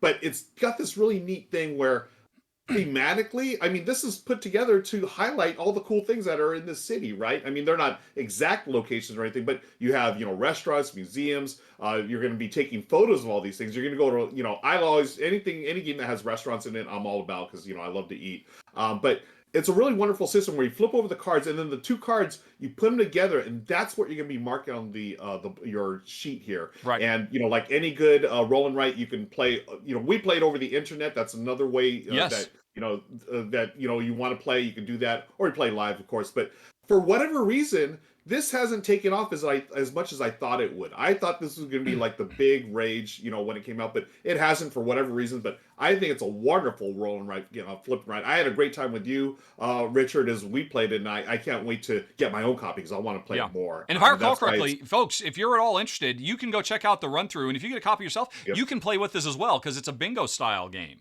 Yep. So find out if you can beat our scores, folks, and that's our number 10 Citytrip Brugge. Alrighty, yes. I agree. It's a fantastic game. I hope it catches on because I know the developers have plans to do other cities as well by, taking the real layouts of the cities and turning them into a fun and interesting roll and write game. But you're right. It just... I don't know. Maybe there's some fatigue for roll and writes now. That might be a problem that it suffers against, but it's too bad. It's great. That could be part of it. Yep. So, okay. All right. Well, let's go on to number 9 on the list, and that is Paperback Adventures. Oh, yeah. Nice. Right. Yes. Which, I'll be honest, I almost think I would take this game now over the original Paperback. And the original Paperback is phenomenal, an absolutely amazing game. But this takes the core idea. Paperback from designer Tim Fowers was a deck builder, crossing Dominion with Scrabble. And that was a brilliant thing. We've seen lots of games do that along the way. But now Tim and co-designer Sky Larson have gone back to the idea and turned Scrabble into a solo or cooperative action adventure fantasy game where you're trying to build words to either build up a big attack or a lot of mana for casting spells or whatever, or defense to protect yourself as you fight your way through a bunch of very, very cool creatures that are just all kinds of cool. I mean, the fun in-jokes in this game are absolutely awesome. I love that writer's block can be something that gets thrown at you and stuff like that. Now, I covered this on my channel, and I believe you covered it on your channel too when it was originally crowdfunding. And so if you go back and watch our videos of it, it's a very rough and ready looking prototype, not very pretty. The final version looks really cool with a really neat player mat and all of that. And I so want to give this game a go because when I played it, it was really a solo game, and they just started working on some co-op rules. I definitely want to try it more co-op, because Jen and I were really impressed. There's so many cool ideas in there. Like when you build the perfect words, you can splay your cards to the left or the right. And when the monsters attack you, they end up throwing up junk cards in your deck that you have to use. Like, oh crap, I have to use a Z in my next word now. Or otherwise, it stays in there and it hurts me as we go. I mean, really just full of brilliant, fun, cool ideas. And the thing is, this is put out by Tim Fowers, and he's a little small independent developer. His games don't show up in retail shops around the world. He is, the little guy trying to get by, doing everything himself, a one-stop shop for production and development and all of that, and it's absolutely brilliant. Now, I put this at the top of my list because I think this one has gotten a little bit more attention than the other ones. But even still, if we go to the stats on Board Game Geek, at this point, if I can click the stats, at this point, only 728 people have registered. They own this game, and that's small. I mean, you expect to see thousands and thousands of people, so I know this game could get a lot more love out there for solo gamers and two-player gamers who love, only 115 people have ever even bothered to rank the thing, so it could get a lot more love. It should get a lot more love, and it seems to be a wonderful hidden gem for the year. Paperback Adventures. I agree 100%. Absolutely love this game. It almost made my list as well. This is the one I thought would have made your list. Yeah, I thought it had a very high propensity to make your list. You are correct. Yeah, it's a wonderful design, and anyone that's played Slay the Spire, this is sort of like the word version of this, right? We jokingly called it Spell the Spire because it's a spelling game, but wonderful implementation. I love paperback. I'm right there with you. I'd probably, oh man. Anyways, either paperback or Paperback Adventures, wonderful games. You can't go wrong with either of them. Great choice for number 9. Let's move on to our number 8. What do we got? Which started to get some buzz. Folks, I was out at PAX Unplugged this last week, and this game started getting some buzz. It's called Boop. And I gotta say it like that. Boop. Yeah. Okay. Super cute game, but for an abstract game, it is awesome. I got a sneak peek at this at Gen Con, and I was like, okay, this looks cool, but actually seeing it at PAX Unplugged and people starting to get into it, folks. This is an abstract game in its heart, but you're basically placing cats on a bed, right? And what's really awesome about this, the bed, I have a copy of this now. It's actually a little quilt that they made, so it's a soft quilt that you place your pieces on. I see. Okay. Wow. Yeah. And then you boop them, they fly off. They move a space away from where the cat you're placing. Some of them will fall off the bed, of course, but you're trying to get them in a row. You start with kittens. You get 3 kittens in a row. You're going to upgrade those to cats. And you're either going to try to get your cats in a row, or you try to get all your cats on the bed. Oh my gosh, it is so cute. And it's from Smirk and Dagger or Smirk and Laughter. Yes. They did another wonderful abstract game a couple of years ago called Shobu. I think if you like Shobu, you're going to like this one even more because it's got this really super cute theme. I know the designer Scott Brady and his wife Nicole, wonderful people, and I think this one's starting to take off. It really took off at PAX Unplugged. Folks, I picked this one and then I realized, at PAX Unplugged they sold out of these things. Maybe not so hidden after all. Not so hidden after all, but it was hidden when we started talking about this, and I think it's a winner. It's a wonderful abstract game, but it's got that cute little theme that's going to really attract new gamers to the hobby, which is always a thing I appreciate, and that's why it's a number 8. Hidden gem for now, but on the rise. Yeah, get in ahead of the crowd, folks, for Boop. Yes. It's interesting. Yeah. Grant Lyon, who does a monthly show on the channel, Grant's Greatest Games, he put it in his top 5 games for November as well. If you want to check that out, folks, go to grant.rahdo.com and watch his most latest episode. There's a little bit of video of how it works. And yeah, this does look adorable. I will not deny. Yes. So that is a pretty cool one. All right. Cool. Alrighty, all right. So let's move on to the next one, which you'd think I would have been ready to do, except I was so entranced by Boop. I didn't realize it came with that cool little mat. Is it literally material? Is it cloth? It is. They make a bedspread? If it was any bigger, you could really use it as a blanket or a bedspread. Yeah, it's a nice little quality quilt. It's adorable. Well, okay, number 7 on the list, which is Old London Bridge, doesn't have anything quite as cool as all that, but I do want to give a shout out to this one. This is a game from publisher Queen Games, and I can totally understand why it slipped between the cracks this year, because for this year, Queen Games is all about those Steffenfeld city game collections, right? And, big box reprints. And, occasionally they do Kickstarter campaigns for a small little game, and they just tend to come and go. And I've covered several of them, and, they're always nice. They're enjoyable. I mean, they have an audience, but this game, all about developing London Bridge, goes so far above and beyond. Jen and I were really blown away by this. You can watch my run through because I did cover it when it was on Kickstarter, and it seems like it's another one that's in danger of being forgotten. But I really love this game because it is all about, it's got this very, very cool, it's kind of hard to describe, worker placement / rondelle thing that lets you grab different things. Because did you know, Ruel, that London Bridge used to have buildings and homes and apartment blocks and, businesses and whatnot. I mean, it was like a little mini city within the city of London. And that's what we're developing. And we are trying to smartly grab the right the right tiles to be able to expand our section of the Old London Bridge. But the thing is, all of these tiles have numbers on them. And you have to put the numbers in ascending order. Kind of like, what do you call it? Welcome to. That whole notion of, the street numbers, they have to go up. And so I want to take this one, but I can't place it. Unless I spend an entire turn resetting the count so I can place things. And the game is all about smartly putting the right buildings on London Bridge next to each other while adhering to that rule that the numbers always have to climb sequentially. And it sounds really simple, but it is deceptively deep and really crunchy. And Jen and I were blown away by this one. This went way above and beyond, pretty much anything else.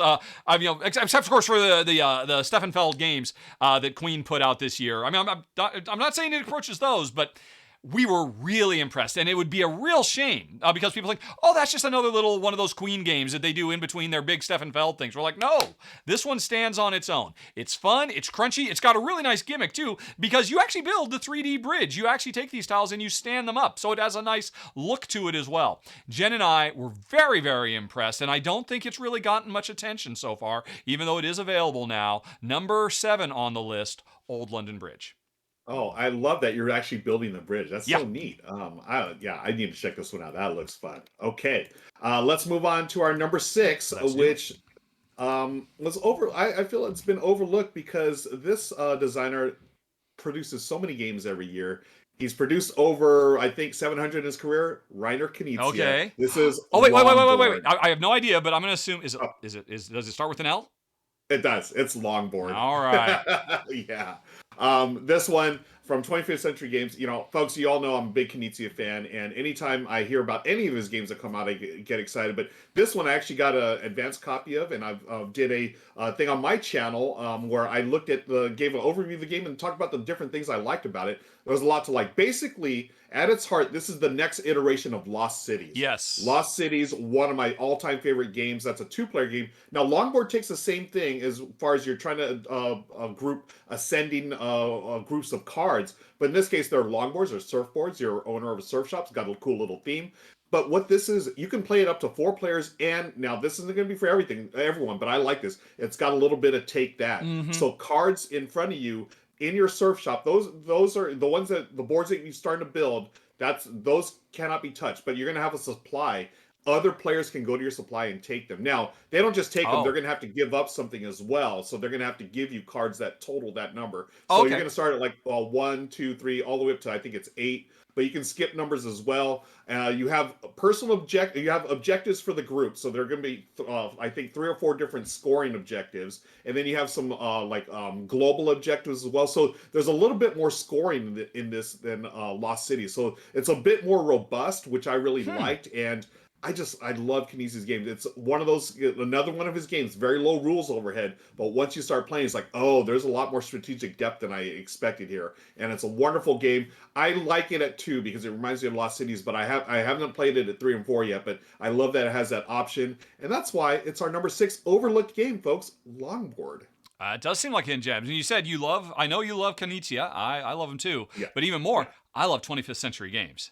Yes, and the production value, like their other ones, vibrant art, very clean design, and this is another hit for 25th Century. They're rocking it, and they put out the new edition of Raw that'll be out next year. That some consider Knizia's best game of all time. So they do some good stuff there, and Longboard is a hidden gem.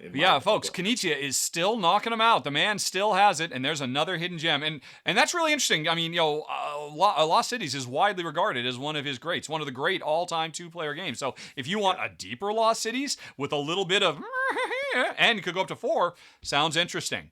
Okay, well, let's move on to number 5. And this is one I have talked about on the channel before, and I will continue to sing the praises of Pocket Master Builder, which is such an incredibly sharp game. This game is basically a deck of cards and some cubes. But with just a few little pieces. What's the designer's name? I believe, I should have looked it up ahead of time. Is it Wei Min Ling? I believe, Wei Min, I think I've got your name right. If not, I apologize. But this guy is a designer that I'm really falling in love with. I loved his walking in Burano, and then I really loved his walking in Provence.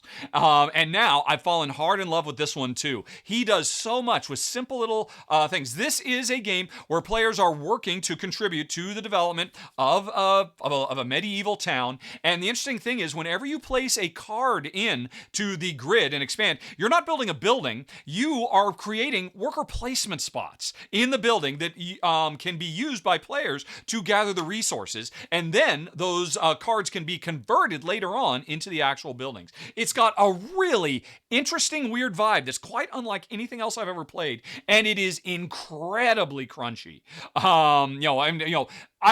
It's rare that I find a game that really features a lot of, oh, look, we have a communal building area. A lot of times, communal building area games can be really cutthroat. Oh, well, yeah, I'm just going to cut you off so you can't do what you're going to do, or I'm going to destroy that thing you did. But this game, it's all about, oh, every time you do something, you're creating an opportunity for me. And if you did that, I'm creating an opportunity for you, and all of that, as we are trying to build up following a lot of different goals. Are we trying to fulfill columns so that we can fight off invaders? Are we trying to complete the different objectives in the different rows and columns? There's so much going on. It's got a very smart goods management system as well. And it's hard to describe, but if you're like me and Jen, if you love a crunchy Euro, and if you appreciate heavy lifting, a big game in a tiny package, then you might want to seek out Pocket Master Builder. I'm just blown away by it. Nice. Yeah, I haven't played it yet, but I know I loved Walking in Burano, and that pedigree right there is got me interested in it, and just the way you described it, it sounds so cool. I cannot wait to try it. And yeah, we need to, these are the games that folks aren't, there's not as much hype as other games, so be sure to check these out. Let's move on to our number 4. It is a game that I covered here for the channel, and for whatever reason, it might be the theme that people aren't digging, but it's an awesome game. It's Skate Summer. This game, it is at its heart, it's got two things that are really clever. It's a pick up and deliver game, but it's also a push your luck game. And what you're doing is, if you've played the old Tony Hawk video game, this is Tony Hawk the video game in board game cardboard form, folks. Right. You see there on the screen there, as I did the run through. I did a 2-player game. One player, each player has their skateboard, and what you're doing is you're drawing cards, and you're trying to see how far you can push your luck as far as staying balanced on your board, either left or right. You're going to move left and right. If you go too far right or too far left, you're going to have to bail. Basically, you fail. But you bail, you will get some compensation. But as you collect these, you're doing these tricks. You're going to do ollies. You're going to do 720 airs, all that cool stuff. You're going to build up, your resources, which you're going to then use them to collect all these cool little items that you're going to deliver to different parts in the skate park. And it's so clever. And I know like sports board games aren't always like the biggest hits. Yeah. That might be part of it, but folks, if the theme throws you off, give it a shot, because I think it's so overlooked and definitely a hidden gem. And the design is clean, it's smart.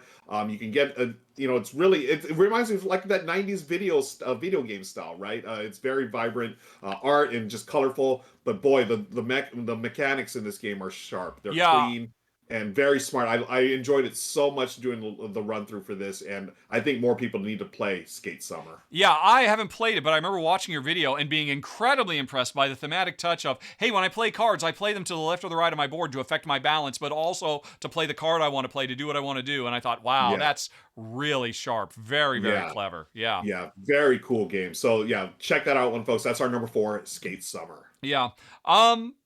Good call. Definitely flying under the radar, deserves a bit more love. As does number 3 on the list. Let's see if I've got it set up here. Yes, I do. Oneironauts, I think. I have no idea how to pronounce this, I'm afraid. Me neither. It's Oneironauts. But I'm going to say, Oneironauts? I'm not quite sure. Apparently, it's... Oneironauts is something to do with dreaming. And in this game, let me put it on screen. Why don't I do that? This is basically, here's the elevator pitch. Cooperative Dixit. That's what this game is.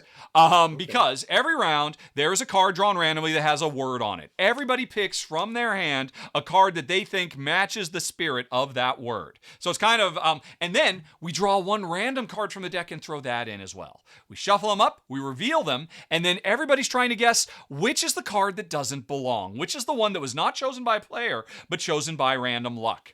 And that may sound really simple, and some rounds it is. Sometimes drawing a card from the deck's like, well, okay, this clearly doesn't fit here. So, and the more people who can correctly guess, because we're working as a team, can correctly guess the one that was chosen randomly, the more points we get. We have to get 15 points before time runs out.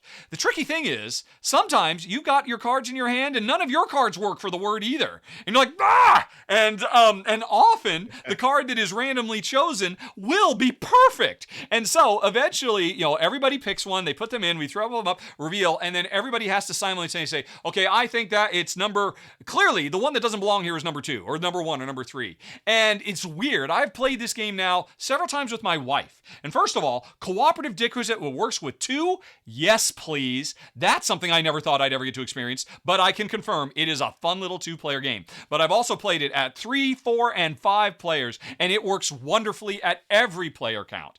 And because there's extra little things they do to make it, if there's fewer players, it's easier to spot the one. But if there's only 2 players, there's fewer points you can score, so it's harder. So you have to be on more often. In video just now, Jen and I disagreed, even though it was very obvious which one of those things was gold. Or was it? It's hard to say. But the fun of it, just like Dixit, is, hey, after we figure out, did we lose points? Did we gain points? What happened? People have to justify their choices. What is this? This has nothing to do with architecture or whatever it might be. Well, if it actually has this, oh my God, I didn't even see that. And that's the joy. That's the joy of Dixit.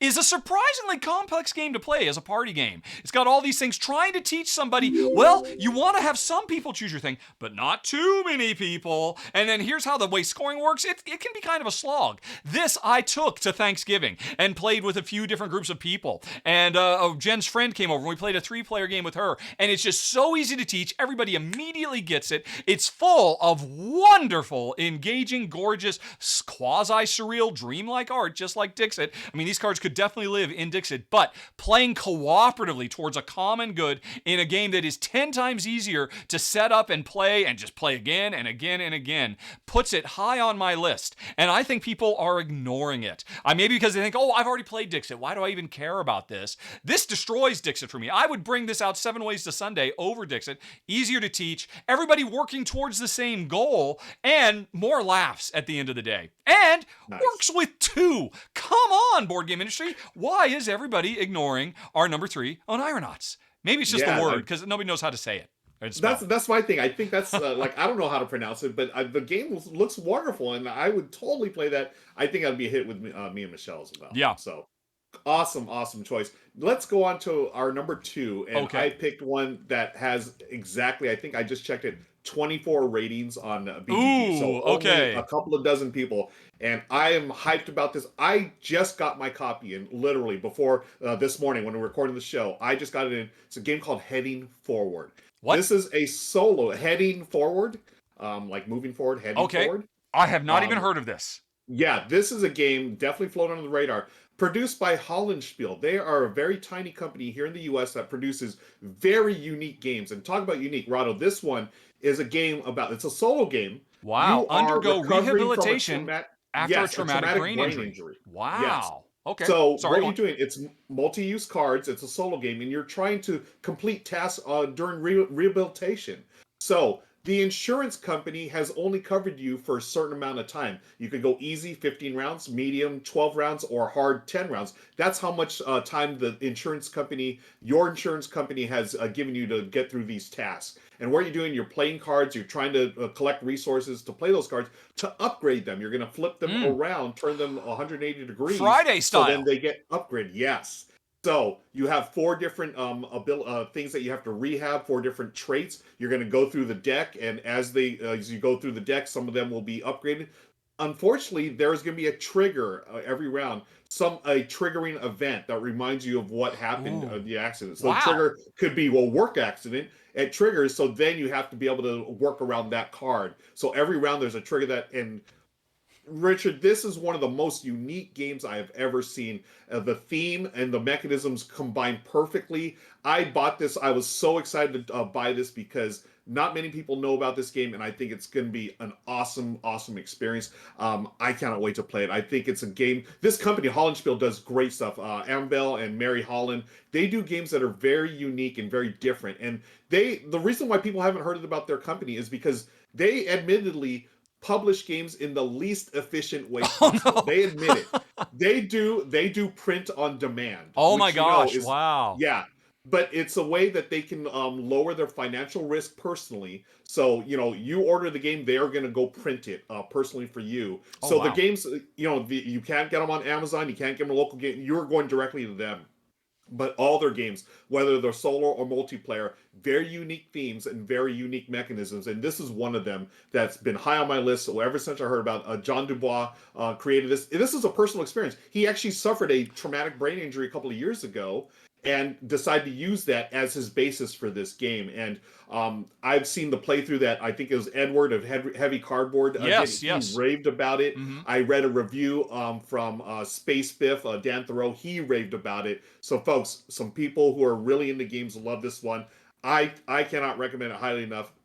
Heading forward from Hollandspiel, and I just got my copy, and I'm so excited to give it a run through. Wow. I'm kind of embarrassed now. I feel like that should be number one. That sounds fantastic. Right? Jeepers Creepers. Yeah. Wow. Amazing stuff. Folks, go check it out, please. And I'm especially impressed, too, because I've seen other games like this. We're kind of in the same milieu, but they tend to be silly. They tend to try to make it comedy or party-ish, whereas this seems like it takes it seriously. It's very serious. I mean, just think about the theme. I mean, you could have done, hey, we're just trying to get victory points to get through this thing. No, your insurance company, whatever you can afford, is only giving you that amount of time to recover and to rehab. It's a really interesting statement on the healthcare here in the U.S. as well. So, oh my gosh. Awesome stuff, folks. Folks, I'm calling it audible. That's our number one. But since we can't actually work this out ahead of time, we're going to go with the prior number one on the list is this one is definitely not catching fire as much as it should. It's from a little South American publisher known as Fractal Games, and it's called Simplicity. And I don't know if you've played this one, Ruel, or if you've heard of it. I have not even heard of it. Okay. Let's bring it. Right. It's Simple City. It's a simplicity. You get it? The joke is there. It's a very, very simple game. It's a SimCity style game. Communally build a city, trying to control the best spots. From David Brain, who is the co-designer of one of the Key. Was he the co-designer of Keyflower or one of the other Keydom games? Key Market, which is one of the greatest Keydom games of all time too. But this is him designing alone, and I like SimCity. It's one of my favorite Euro-style mechanisms you can put it in. And this one, it's truth in advertising. It's a simplicity. It's a simple city we're building because when we set up, we create a randomly generated board, and off to the side are a bunch of tiles that represent residents and commercial and parks, the kind of stuff we've expected, right? Different colors. And we are going to use a King Domino style draft to grab these tiles, right? We have seen this before. Whatever is higher up on the list, if you grab that, it's going to make sure your first next round or second for higher in player order, but it's not as good as if you take stuff down at the bottom. You get a more powerful option, but you're going to come later in turn order. So it takes that King Domino idea and turns it into a SimCity style building game. And here's the thing that's really interesting about this game: if you play this at 4 and 5, I think the highest player count it goes to, you get to play exactly 5 turns. In this entire game, you will place 5 tiles, and that's it. And so, as you can imagine, every single tile you place is so incredibly important. It makes or breaks you, as this is not a high-scoring game, and one mistake will destroy you. But it doesn't matter because you're only going to play. Everybody plays 5 turns. And basically, the SimCity nature of it is you're trying to put. This is not one of those complex ones where, like Suburbia, where every tile has a different special power and all of that. Nope, it's just colors. You want to get blues. You want to get your blue. If you take a blue tile, you want to put that next to as many blue tiles as you can, because that blue tile that you place and you put your little cube on it will be worth as many points as the contiguous group of all of those. So, are you going to try to jump into something that other people are building, that they're already doing well on? Or are you going to try to cut that off and stop that from spreading and build your own thing separately? Again, remembering, you're going to place 5 tiles over the course of the game, and yet you're still trying to make these kinds of decisions as the game goes on. There's another way, because instead of scoring points for having big contiguous groups of the same color, if you have 2 of your buildings of any type that are next to each other, that will score you big points as well. So you could be going for, I'm just trying to get pairs of my own buildings, doesn't matter what type they are, and that means I am trying to cut off the growth of what other people are doing. But if I can do that and at the same time piggyback off what other people are doing, that's great. Or I'm just trying to get more pairs around, and you get your 5 turns. and it's super sharp. Now, I have to admit, I would love to play this someday as a 4 or 5 player game, because I've never played a game where, I get to do SimCity tile laying with only 5 turns. But I have played it as a 2, and as a 2 or 3 player game, what happens is you are going to take on the role of 2 teams. So I am the yellow and the red player. And so, Knizia style, my worst team is going to be the one that scores me points. So if you're playing as a 2 or 3 player game, which is how I really recommend it, you get 10 turns. 5 for team A, 5 for team B. And you can't just say, let's just make sure team B does really well, because then team A will sink you. And with 10 turns, this game, which takes like 15 minutes, Jen and I found, we played this a half a dozen times the first day, because we were like, let's play it again. We were really blown away by this game. Is incredibly crunchy. Because I forgot to mention one other thing. When you are picking, remember, the higher up on the list, King Domino style, that you take, you get whatever tile you get, you put it wherever you're going to put. But there's a tile and there's a symbol, a circle, a triangle, a diamond, a plus, whatever. That tells you I have to place this tile somewhere on the board on a circle or a plus or a square.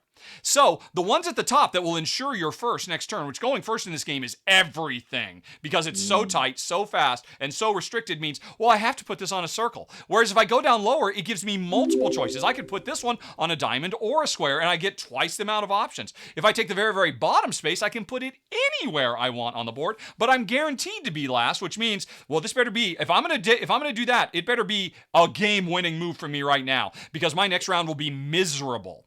And like I said, I'd love to play it a 4 or 5 player game. I think it'd be a little bit more chaotic with everybody only doing 5 turns, and you're in, you're out, you got your 5 turns, do the best you can. But I can say, as a 2 player game, it is really crunchy. There is so much to balance, trying to make sure both of your teams do equally well, but the real trick is, whatever I take, what's more important, what did I leave there for you to take? If I leave that red residence, doesn't really matter, because, look, there, it has to be placed with a square or a plus. There are no squares or pluses next to the existing red residence, so it's not going to do any good. Oh crap, you put it over there, and it paired with your blue, and you got 3 points out of that. Why did I leave that for you? That could have won you the game. 3 points could win or you lose you the game in this game. And so every move, especially when you're playing 2 or 3 player, where each player gets to take 2 tiles, is so laden with choice. It sounds so simple. Pick a tile. I should just obviously take this one. But if I take that one that's really obvious, I might leave something that's even better for you, and I can't afford to do that. Now, there's one problem I have with it. Whoever it takes last, by the way, it's so bad to go last, that as a consolation prize, you get a victory point, because you need those points. Okay. But you also, when you're playing at the lower player count, you get the demolition, this little TNT plunger, and at the beginning of the next round, after the new tiles come out, you blow one of those tiles up. And the thing is, in a game where you're only going to take 5 turns per team, blowing a tile up that's perfect for somebody, that is devastating. And that's another big part of strike. So if you don't mind a little bit of take that, that park was going to be perfect for you. You were hoping for that park. You made sure you were first, but I was last. I blew that up. You can't have it. So for people who want a little bit of interaction, it's got that too. But we hated that. And I'm on Board Game Geek right now. There's a thread on the Simplicity forum where I'm talking with the developers. Hey, how can we make this a bit more Care Bear friendly? And they've already given suggestions. Jen and I have tried it, and this game is now 100% a keeper. They haven't finalized on what they want their Care Bear version to be, where the plunger kind of does like an automated, it'll block this one, then this one, and this one, so you can plan for it and you know what it's going to do. Okay. Yeah. I'm really blown away by it. Like I said, it's from a very, very tiny publisher. It's just a little box with some tiles, a nice little randomly generated board, and I love SimCity games, and I love the idea of a game where I'm only going to take 5 turns, and yet every turn means so much. I'm just blown away, and it's a shame more people have not checked out number 1 on the list, or actually officially number 2, because your number 1 was better, Simplicity. Yeah, I can't wait to try this. You totally sold me. I had no idea this game existed, but this sounds like something I would love. You got me at the whole King Domino selection thing, and then also the Knizia thing, where you're trying to balance your scores. Like I think of Ingenious, your lowest score is your score. So, this looks fantastic. What do you get when you cross Bruno Cathala and Reiner Knizia and Will Wright? You get Simplicity. There you go. Love it. Love it. Love it. Great call. All right. Well, folks, Was I wrong? Let me know down in the comments. Surely at least one of those games you had not heard of, because these are very definition of hidden gems, and maybe some of them caught your eye. I am very, very keen on all the ones, and you really convinced me on some of those as well, Ruel. I mean, geez, wow. But folks, we're just going to say now, thank you very much for watching. There was no contest in this episode because this was a bonus episode unlocked by viewers like you, which means, folks, there is still time to enter to win the really cool deluxe game bag or LED-lined, gamer mat. We've still got, I think, another week. So go back and check out our top 10 games we're most thankful for, and you'll find out how to enter to win probably the coolest giveaway we have done all year, quite frankly. And also, not for nothing, I would say our top 10 games we're thankful for that we did just in time for Thanksgiving. It means a lot to me. I know it does to you as well. Yeah, one of the best episodes of the R&R Show. I say that with all humbleness. I mean, it meant a lot to share stories about these games and how much they meant. Folks, seriously, go watch that episode if you haven't already. You still have a chance to win the contest, but also have a box of tissues ready as well. You may be surprised at some of the things we talked about. Yep, as it says down there at the bottom of the screen, folks, you can find all the episodes of R&R at rnr.rahdo.com. And like I said, it's not too late to enter to win the coolest game bag and the coolest game mat you've ever seen. And that is it, Ruel. We are done, although no, we're not. For folks who are just watching this as a standalone video, did you know there is an extended version of this video where we did all kinds of extra game rankings and we did some pop culture stuff? We finally decided once and for all Superman versus Batman and a bunch of other things besides, but also we recorded a continuation of lists. We each have 5 more games that are hidden gems falling under the radar. We're about to continue that extended edition, and if you want to check that out, links down in the show notes, or go hit that eye on the top right corner screen to check out the extended version of this, and you'll find out about 10 more hidden gems. But otherwise, well, I am done. Are you ready to go, sir? Let's go. All right, then. Thank you, everybody, as always, for watching the show. Thanks to all the regulars whose viewership and sponsorship helped make this bonus episode available. Have a nice day, everybody. Talk to you later. So long. Bye-bye. And we're out. Phew. Okay. All right. Cool. Cool. So, checking chat real quick. Everyone is still here. Nothing new in chat or nothing pressing. All righty. So, let's talk about the games. Yeah, So, first of all, Citytrip Brugge was my number 6. It was your number 6. Okay, cool. I was wondering about that. Yep. I actually had Paperback Adventures off my top 10. It would have been like 11. Oh, I can't believe. I thought for sure when I got my list back from our mutual friend, I saw, Paperback Adventures made the list. So Ruel did not put it in his top 5. How can that be? How can that be?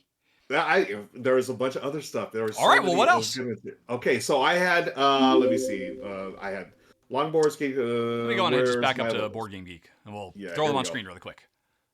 This one caught my eye. My Shelfie. It's the newest game by. I saw that. I really want to play this game. It looks really freaking good. It's from so Dunstan and Phil Walker Harding, Phil Walker Harding, praise be. It's basically Connect 4 for gamers. It's really cool. It's on BGA, folks. So you can play it online, Board Game Arena. I played it a couple times. It's really good. Another one on my list that you actually covered and I covered as well, Birdwatcher. Birdwatcher from Oni Games.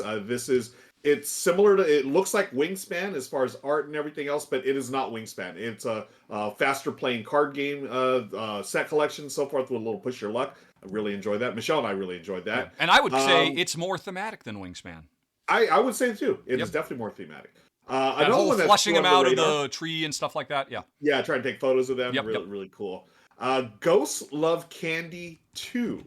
Because nobody talks about Ghost Love Candy, but Ghost Love Candy 2, that's where this is a game by Danny Devine. He's done some wonderful games, Topiary and other things. This is more of a Halloween themed game, obviously, but it's push your luck. It's got a set collection, hand management set collection. You are trying to frighten kids out of their candy. You are ghosts and stuff. A super cute theme, but really interesting gameplay. There's the secret goals. Everyone's going to have secret goals, trying to collect certain candies. Yet another smart game by Danny Devine. This looks like more than I would have thought it was going to be. I mean, this looks like it's, for kids. Yeah, it looks like it's for kids, but folks, Michelle and I enjoyed it. Okay. And let's see, that's 1, 2, 3, 4. The other one, this one was a game called Squabbling Goblins. Again, no one's ever heard of this game.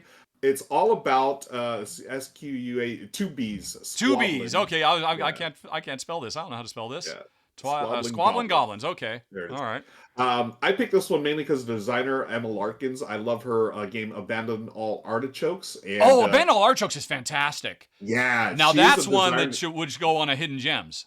Yes, and this is her newest game. It's basically a retheme of a game she'd done previously. I think it's called Heart Catchers. But this one is definitely floating on the radar. I love Abandon All Artichokes. I know I'm going to love this one as well. Wow. This is Squabbling Goblins. Okay, so this just didn't make you list because you haven't played it yet. Yeah, exactly. Yeah, but So, I mean, Abandon All Artichokes was so freaking much better than it had any right to be. Yeah, So that's yeah. a good one. That's a good Yeah. one. Oh, I'm one- definitely one- interested in that. Definitely. Yeah, the it's other from one I Button had- Shy. Oh, cool. Yeah, button shy game. Yeah, so yeah, always a good thing. The other one I had, my final one, was Delicious from Pencil First Games. Delicious. I thought folks. about doing that one. Yeah, I yep. figured it was on your radar. We're both fans of Steve Finn. This one from And Pencil First First Games, yeah. Yeah, and it's basically a flip and write a food themed flip and write. So you had me right there. I just love haven't played it yet. I thought about it. But I can't be sure. I have not played this, or have I played it? I'm not quite sure. I don't think I have. But it looks good. I did consider this one as well. Yep. Okay. So those are the ones that didn't make my list. What about you? Like I said, I had Citytrip Brugge. I also had Fife, which I could have very easily talked about. Oh, okay. Honestly, Fife deserves to be spoken of in the same sentence as Calico, quite frankly. Oh, I mean, it is a word. Calico level abstract game. Absolutely Okay. brilliant. I mean, the theme doesn't make much sense. We're flipping over tiles on a beach, and there's surfboards, and it doesn't make any sense at all. It might as well have just said, hey, it's a pure abstract, but it's very pleasant to look at. But this is one of those games where you're putting tiles out in your own little personal grid, but you're also putting a different kind of tile on the outskirts, creating another scoring opportunity. Very Village Green, very Village Rails, that kind of idea. But this one, I would say, is deeper and crunchier than those other ones, in part because it's a bigger grid. So there are more opportunities for the stuff you're putting on the outskirts, including diagonal scores, and the more stuff you're trying to put on the insides, because every tile you place has a number and it has a symbol. So you might be trying to put numbers together or symbols together, or ideally you're trying to put one that will fill the thing that's on the row and the column and the diagonal. It is almost as crunchy and tension-filled as Calico, and I think the design is up there with Calico, and I don't think anybody's paying attention to it at all, which is a real shame. Yeah. So Five came really close. Let's see. Next one, Universal Truth. Is actually, I've got a video for this one going live this week on the channel. So honestly, I felt a little bit iffy making a video because I'm about to put a video up about it, and I don't know if it needed side by side. But this is basically a what did I say in the video? I said it's something like, if you're looking for a Jane Austen, drama of manners style setting with multi-use cards, a la what's the most famous multi-use card game? Freaking not Glory to Rome. Yes, a la Glory to Rome, with a little touch of Twilight Struggle.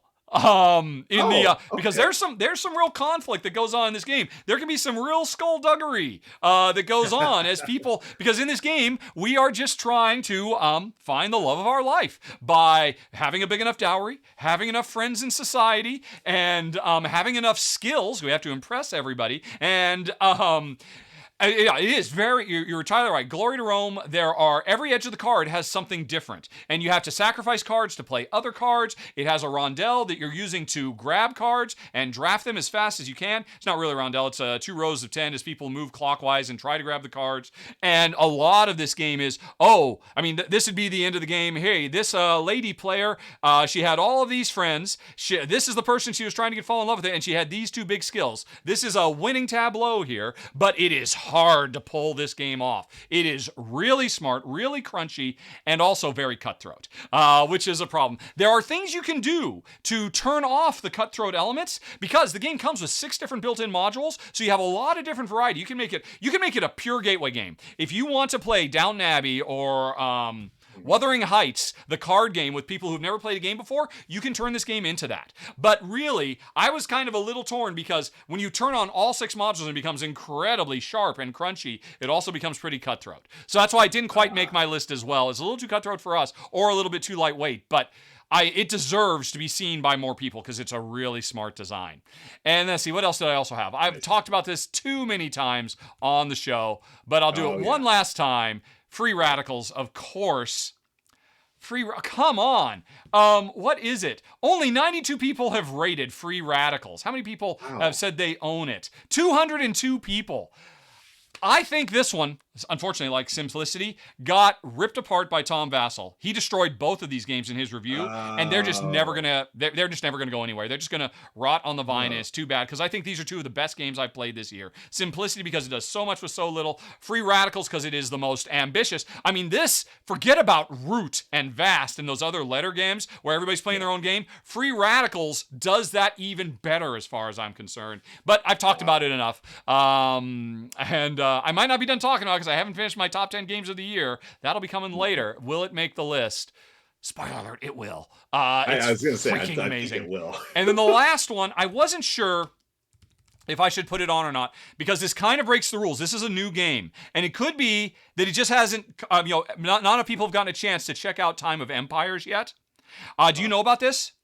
I don't. See, that's the thing. I don't think anybody knows about it. It's from Pearl Games, which is a smaller publisher, but also, I think, one of my most highest respected publishers of all time. They published Twa. They published, oh my gosh, so many games. I'm drawing a blank, but I mean, I've loved all of their games. Because it's from the...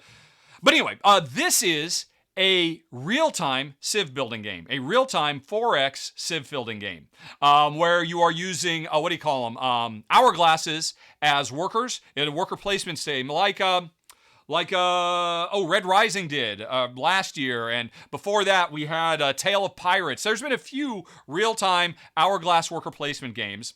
But this is a full-on competitive game where you are doing everything you expect. Expanding, exploiting, exterminating, everything, but doing it in real time. And, because the timer goes for 9 minutes, and it has a really simple set of rules. But, I mean, most of these kinds of games that do this, because they're real time, they're incredibly simple. And then all the complexity happens during the downtime. Here, the developers have found a way to make a relatively complex real-time game work. Because they're still like, I got to figure out what's my next technology I'm going to develop that will let me build more stuff and expand more on the board. Well, you know what? I put both of my workers down. I've got 30 seconds to figure it out while I'm waiting for my next worker to go. So you have a lot of up and down time to really plan and strategize. And it's really sharp. Now, at the end of the day, it is a 4X game. You will eventually expand far enough that you're destroying each other's stuff and stealing each other's cities. I wanted to try this game so bad that I went in, even though I knew Jen and I weren't going to be happy about that. And I can say I'm really impressed by how well they've done the impossible, quite frankly. And I'm planning on trying to get a run through for this film before the end of the month as well. So that was another reason I kept it a little bit higher on the list, because I'll be talking about it in a run through. But I think a lot of people are just going to say, well, that's impossible. That's clearly going to be garbage, right? And I'm like, it's amazing how smart the design of this game is to make something rich and deep, and yet you still feel like you have time to think, even though you have that pressure. Oh my gosh, really impressed. Yeah, I'm just hearing 4X in real time doesn't seem like those would mesh well, but I'm taking your word for it. I want to try this game. That sounds awesome. It does, by the way, like mini real times. Like we just did Fit to Print the last month, right? It has a turn-based mode you can play as well. Okay. And in fact, they strongly recommend, and I would agree, the first time you play, I mean, the game plays over 3 ages: antiquities, Renaissance, and then kind of modern day, right? Kind of the typical. They say play your first age, do it with a turn base, so that everybody can learn the basics before you start doing the time stuff. It works as if you want to play it turn based, it's kind of like a light, fast, under an hour 4X game as well. So it also gives you that. If you're looking for a 4X Civ game that you can play in under an hour that still gives you really interesting decisions, it'll play that way too as a turn base. And it works. It works very well. But obviously it's designed for something else, and it's really amazing how it does it. Cool. Oh, wow. Definitely got to try that one. All right. Okay. And we've run out of time. Were there any questions? I didn't see any. I'll double check. Okay. Well, then good, because you got to go and get ready, right? Yeah, so folks, I'm gonna take off now, but I'll be back on my channel. You all gonna raid me, so stick around for the raids because you Yes. do get extra channel points and stuff. I'm gonna be playing some Ducks in Tow, which is right behind Which is me. one of the And last games on crowdfunding for the year because everybody shuts yeah, down, but Ducks in Tow is still going. yeah, And yeah, it so looks really clever. it I is. mean, the first game came out a few years ago, and I know it already got covered, and everybody seemed to love it. I've Yeah, never played so it because it is still a pick up and deliver game, but exactly. yeah. So what this is basically the Kickstarter is for the reprint because they're all sold out. So they're reprinting Mm. the base game and they're adding this new expansion as well. So today, after you're done here, you're gonna join me, raid me. I'll be playing the base game, and then tomorrow I'll be back for the expansion as well. So got 2 live streams right now and then tomorrow. So please join me. Richard, always a pleasure. I'm gonna take a quick bio break, set this thing up, and I'll be live in about 5 minutes or Okay, so. folks, then you need to give me 5 minutes worth of questions. Stat. All All right. righty. See y'all And folks soon. I will go. All right, see you soon, man. All righty. Where am I? Where am I? Me. There I am. It's all me all the time now. Finally, that guy is gone. Can you believe those choices? I don't know. Hey, folks. If you don't give me a subject, I'm terrible at killing time. So I will just hopefully there's some. Oh, thank heavens. Oh, that's a good question. Not for me. I cannot say I have never read any Jane Austen books, but I can tell you my wife's favorite Jane Austen film is Ang Lee's Sense and Sensibility. I have seen personally, just through proximity with my wife Jen, Sense and Sensibility. It's probably one of my most watched movies in my life. I've probably seen it a dozen times. Jen loves that movie so much. She's read all of them. I don't think Sense and Sensibility is her favorite book, but it's certainly her favorite feature film. A lot of people don't realize, written by Emma. Now I can think of as Emma Stone. Thomas, right? I mean, who is also the star. Absolutely fantastic. I cannot recommend it enough. I don't particularly care about such things, but yeah, I mean, even though I've seen Sense and Sensibility again, I mean, I could quote it by heart, but it's absolutely fantastic. Okay. Oh, good questions. Here we go. Linnaeus, what is my favorite button shy game? At this point, it's got to be Circle the Wagons. Circle the Wagons, I believe, is in my top 20 or maybe 25 games of all time. It is so absolutely brilliant. And really, the only other button shy games I've played are what was it? There's the Sprawlopolis, right? And I think I played one more of them. I haven't played anything else. I want to play more button shy games. I can tell you my most anticipated one is the Legacy one they're putting out. They're putting out a Legacy game, 18 cards, and yet it's a Legacy game where you will put stickers and modify the game. I am very excited about that. I am desperate to try it. And I'm very, very happy to report that for the first time ever, I have made contact with Button Shy, and they're going to start sending me stuff for review, which has never happened in the past. I see Goblin says, what? Let's go find it. All right, come here. Board Game Geek. What did I just say? Circle the Wagons. Right. Come back over to the browser, which gets us Circle the Wagons, which then gets us Button Shy, which then gets us linked games, which then gets us sorted by not rank, but year released. And we have got, what one is it? It's interesting. They contacted me about this Battle Crest thing, which I'm sure is kind of fine, but I don't really care about that. Is it Ancient Realm? I think it might be Ancient Realm. Oh, no, these are all 2023s. Numster, where is it? All right, everything's in 2023. What's all this? Oh, Advanced Quest, is that it? I think it's Advanced Quest. Oh, it's one of them. Somebody in the chat knows, right? Button Shy Legacy game. Yeah, it's just called Legacy. Legacy. There we go. Yeah. And here's somebody already covering it. So I think it's available already. Whoever is this? The 18 Cards Challenge. Is that a channel I'm unfamiliar with?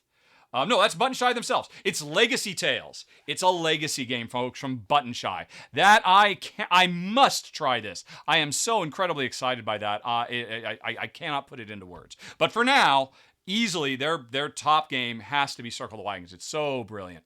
Okay.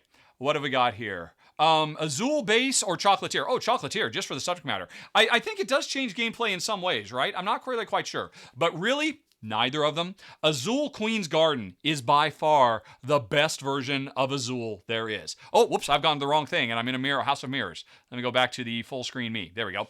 Azul Queen's Garden above any other form of Azul.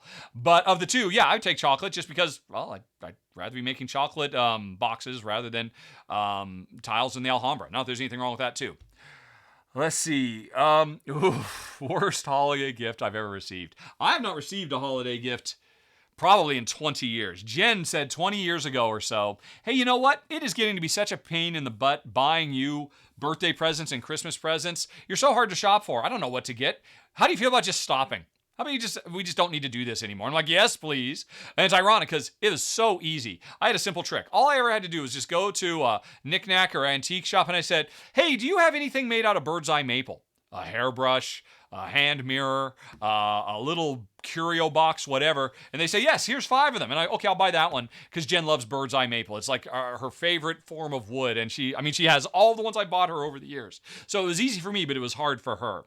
So I'm trying to think of a bad gift. I'm sure I must have been the recipient of bad gifts.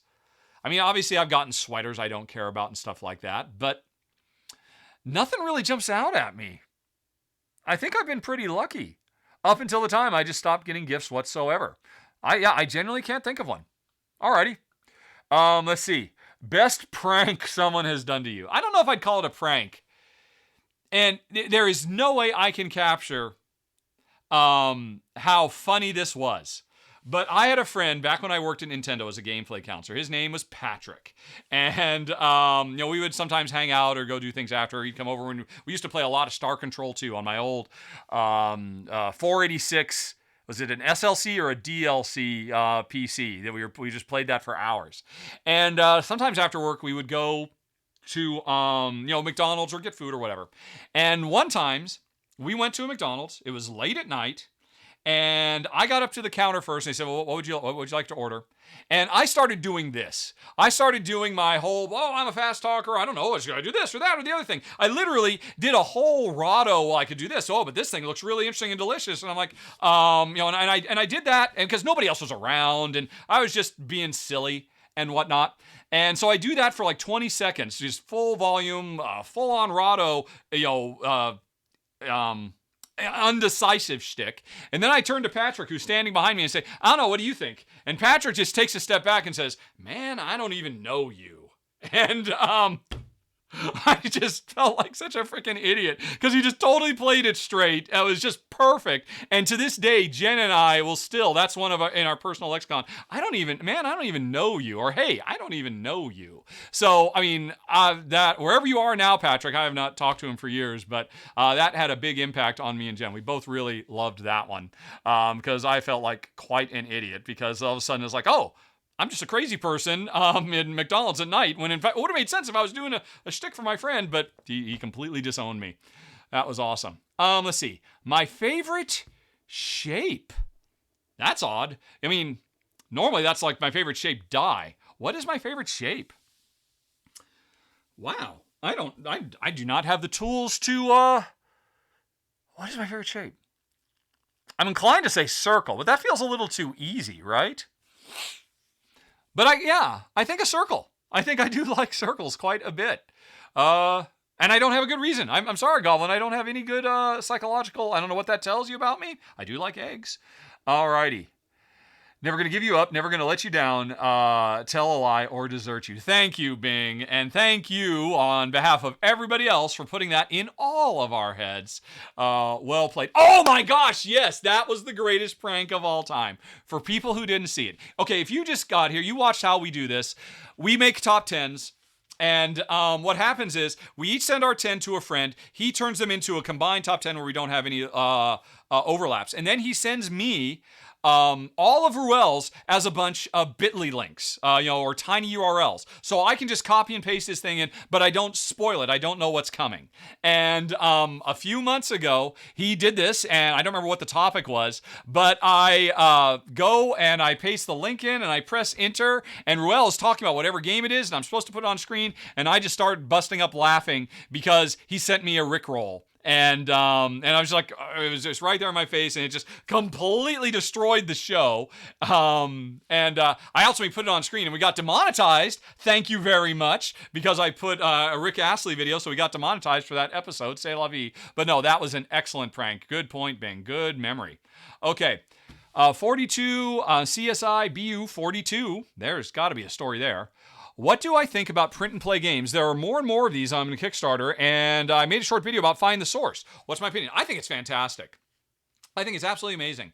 I mean, this has been going on for quite a while. There's been like this community of print and play game makers on Board Game Geek. They do contests and they do awards and all this kind of thing, and it's just largely gone unseen by the greater Board Game Geek universe. But two things. One, with the rise of the rise of popularity of roll and write, which is so easy. Everybody has dice. All you gotta do is print out a single piece of paper and you can play this game. That really took it into overdrive as kind of this like subculture on Board Game Geek. But then, was it last year or maybe the year before, a couple of big name designers, I want to say it was it Phil Walker Harding and Matt Dunstan? I don't remember exactly, but they put out a game on Kickstarter called Voyages. They were not the first to do this, where they say, hey, for $5, you can print out our game. We'll send you a PDF. And it was very, very successful. Ruel and I kind of stumbled across it by accident back when we were doing a monthly R&R show that was crowdfunding focused. And we talked about it, and we were both so impressed by the idea. And it really caught on. I think it did like 50 grand or something like that. And I've got all of the maps now. I haven't played all of them, but I've played most of them. But that opened the floodgates. And now, any given week, there are usually 2 or 3 of these games on the market where people are just saying, look, I designed a game. All I'm asking for is $5. And, they tend to raise $500 to $1,000, and they don't expect much. But I love it because it's like a brave new world. It's like a total democratization of board game design, because anybody can design a roll and write. The core principles are so simple and straightforward to put together, and yet the possibility space is so huge. There are things that you can do with roll and write as a genre that you cannot do with any other type of board game because of the sense of permanence and what that means. And I absolutely love that. And I love that anybody with an idea and a dream can probably raise $500 to $1,000 by coming up with a cool design, getting some good art, and then putting it on Kickstarter. And I'm Find the Source. They actually contacted me because they say, hey, could you feature us? I mean, there's too many of them for me to cover. I'd love to give a shout out to all of them, but there's just too many, and I've got too many other games to cover. But Find the Source said, hey, we would love to get mentioned in the monthly Rahdo Roundup. I said, okay, we can do that. And so they got like a really, a tiny fraction of what I normally charge to do Kickstarter coverage. And I'm like, oh, that was cool. And I really liked it. And they seem to be doing well. I believe they just launched today, didn't they? And it's probably the most thematic roll and write I have played. And I think it's great because anybody with a design dream can make something happen. And it's just conflux of the impact of Kickstarter on board games, which a lot of people think is terrible. I look at it as a way to make dreams come true. And, print and play through roll and write specifically is just a wonderful thing that can, just, again, make dreams come true. So I'm a big fan. Right. Okay. Oh, and I'm looking over here and I see Ruel is good to go. So let's hit the big button. Right, there he is. Looks like he's waiting for you all. So, folks, this looks like, go and watch, at least for a few minutes, to get the basics of the game, because it looks like a really pretty game.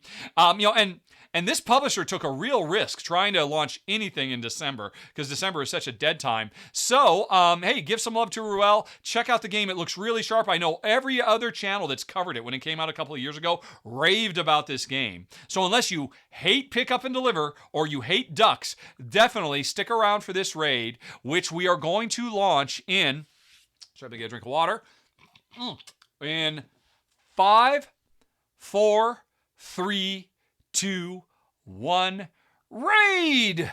Go, go, go, go! And then let's come over here and see if that worked. Twitch.tv/Ruel Gaviola. And, boop. Let's see here. Do I see him? All right, I see him. All right, folks. You're in good hands. I'm going to hit the end stream button. Have a nice day, everybody. Talk to you later. So long. Bye-bye.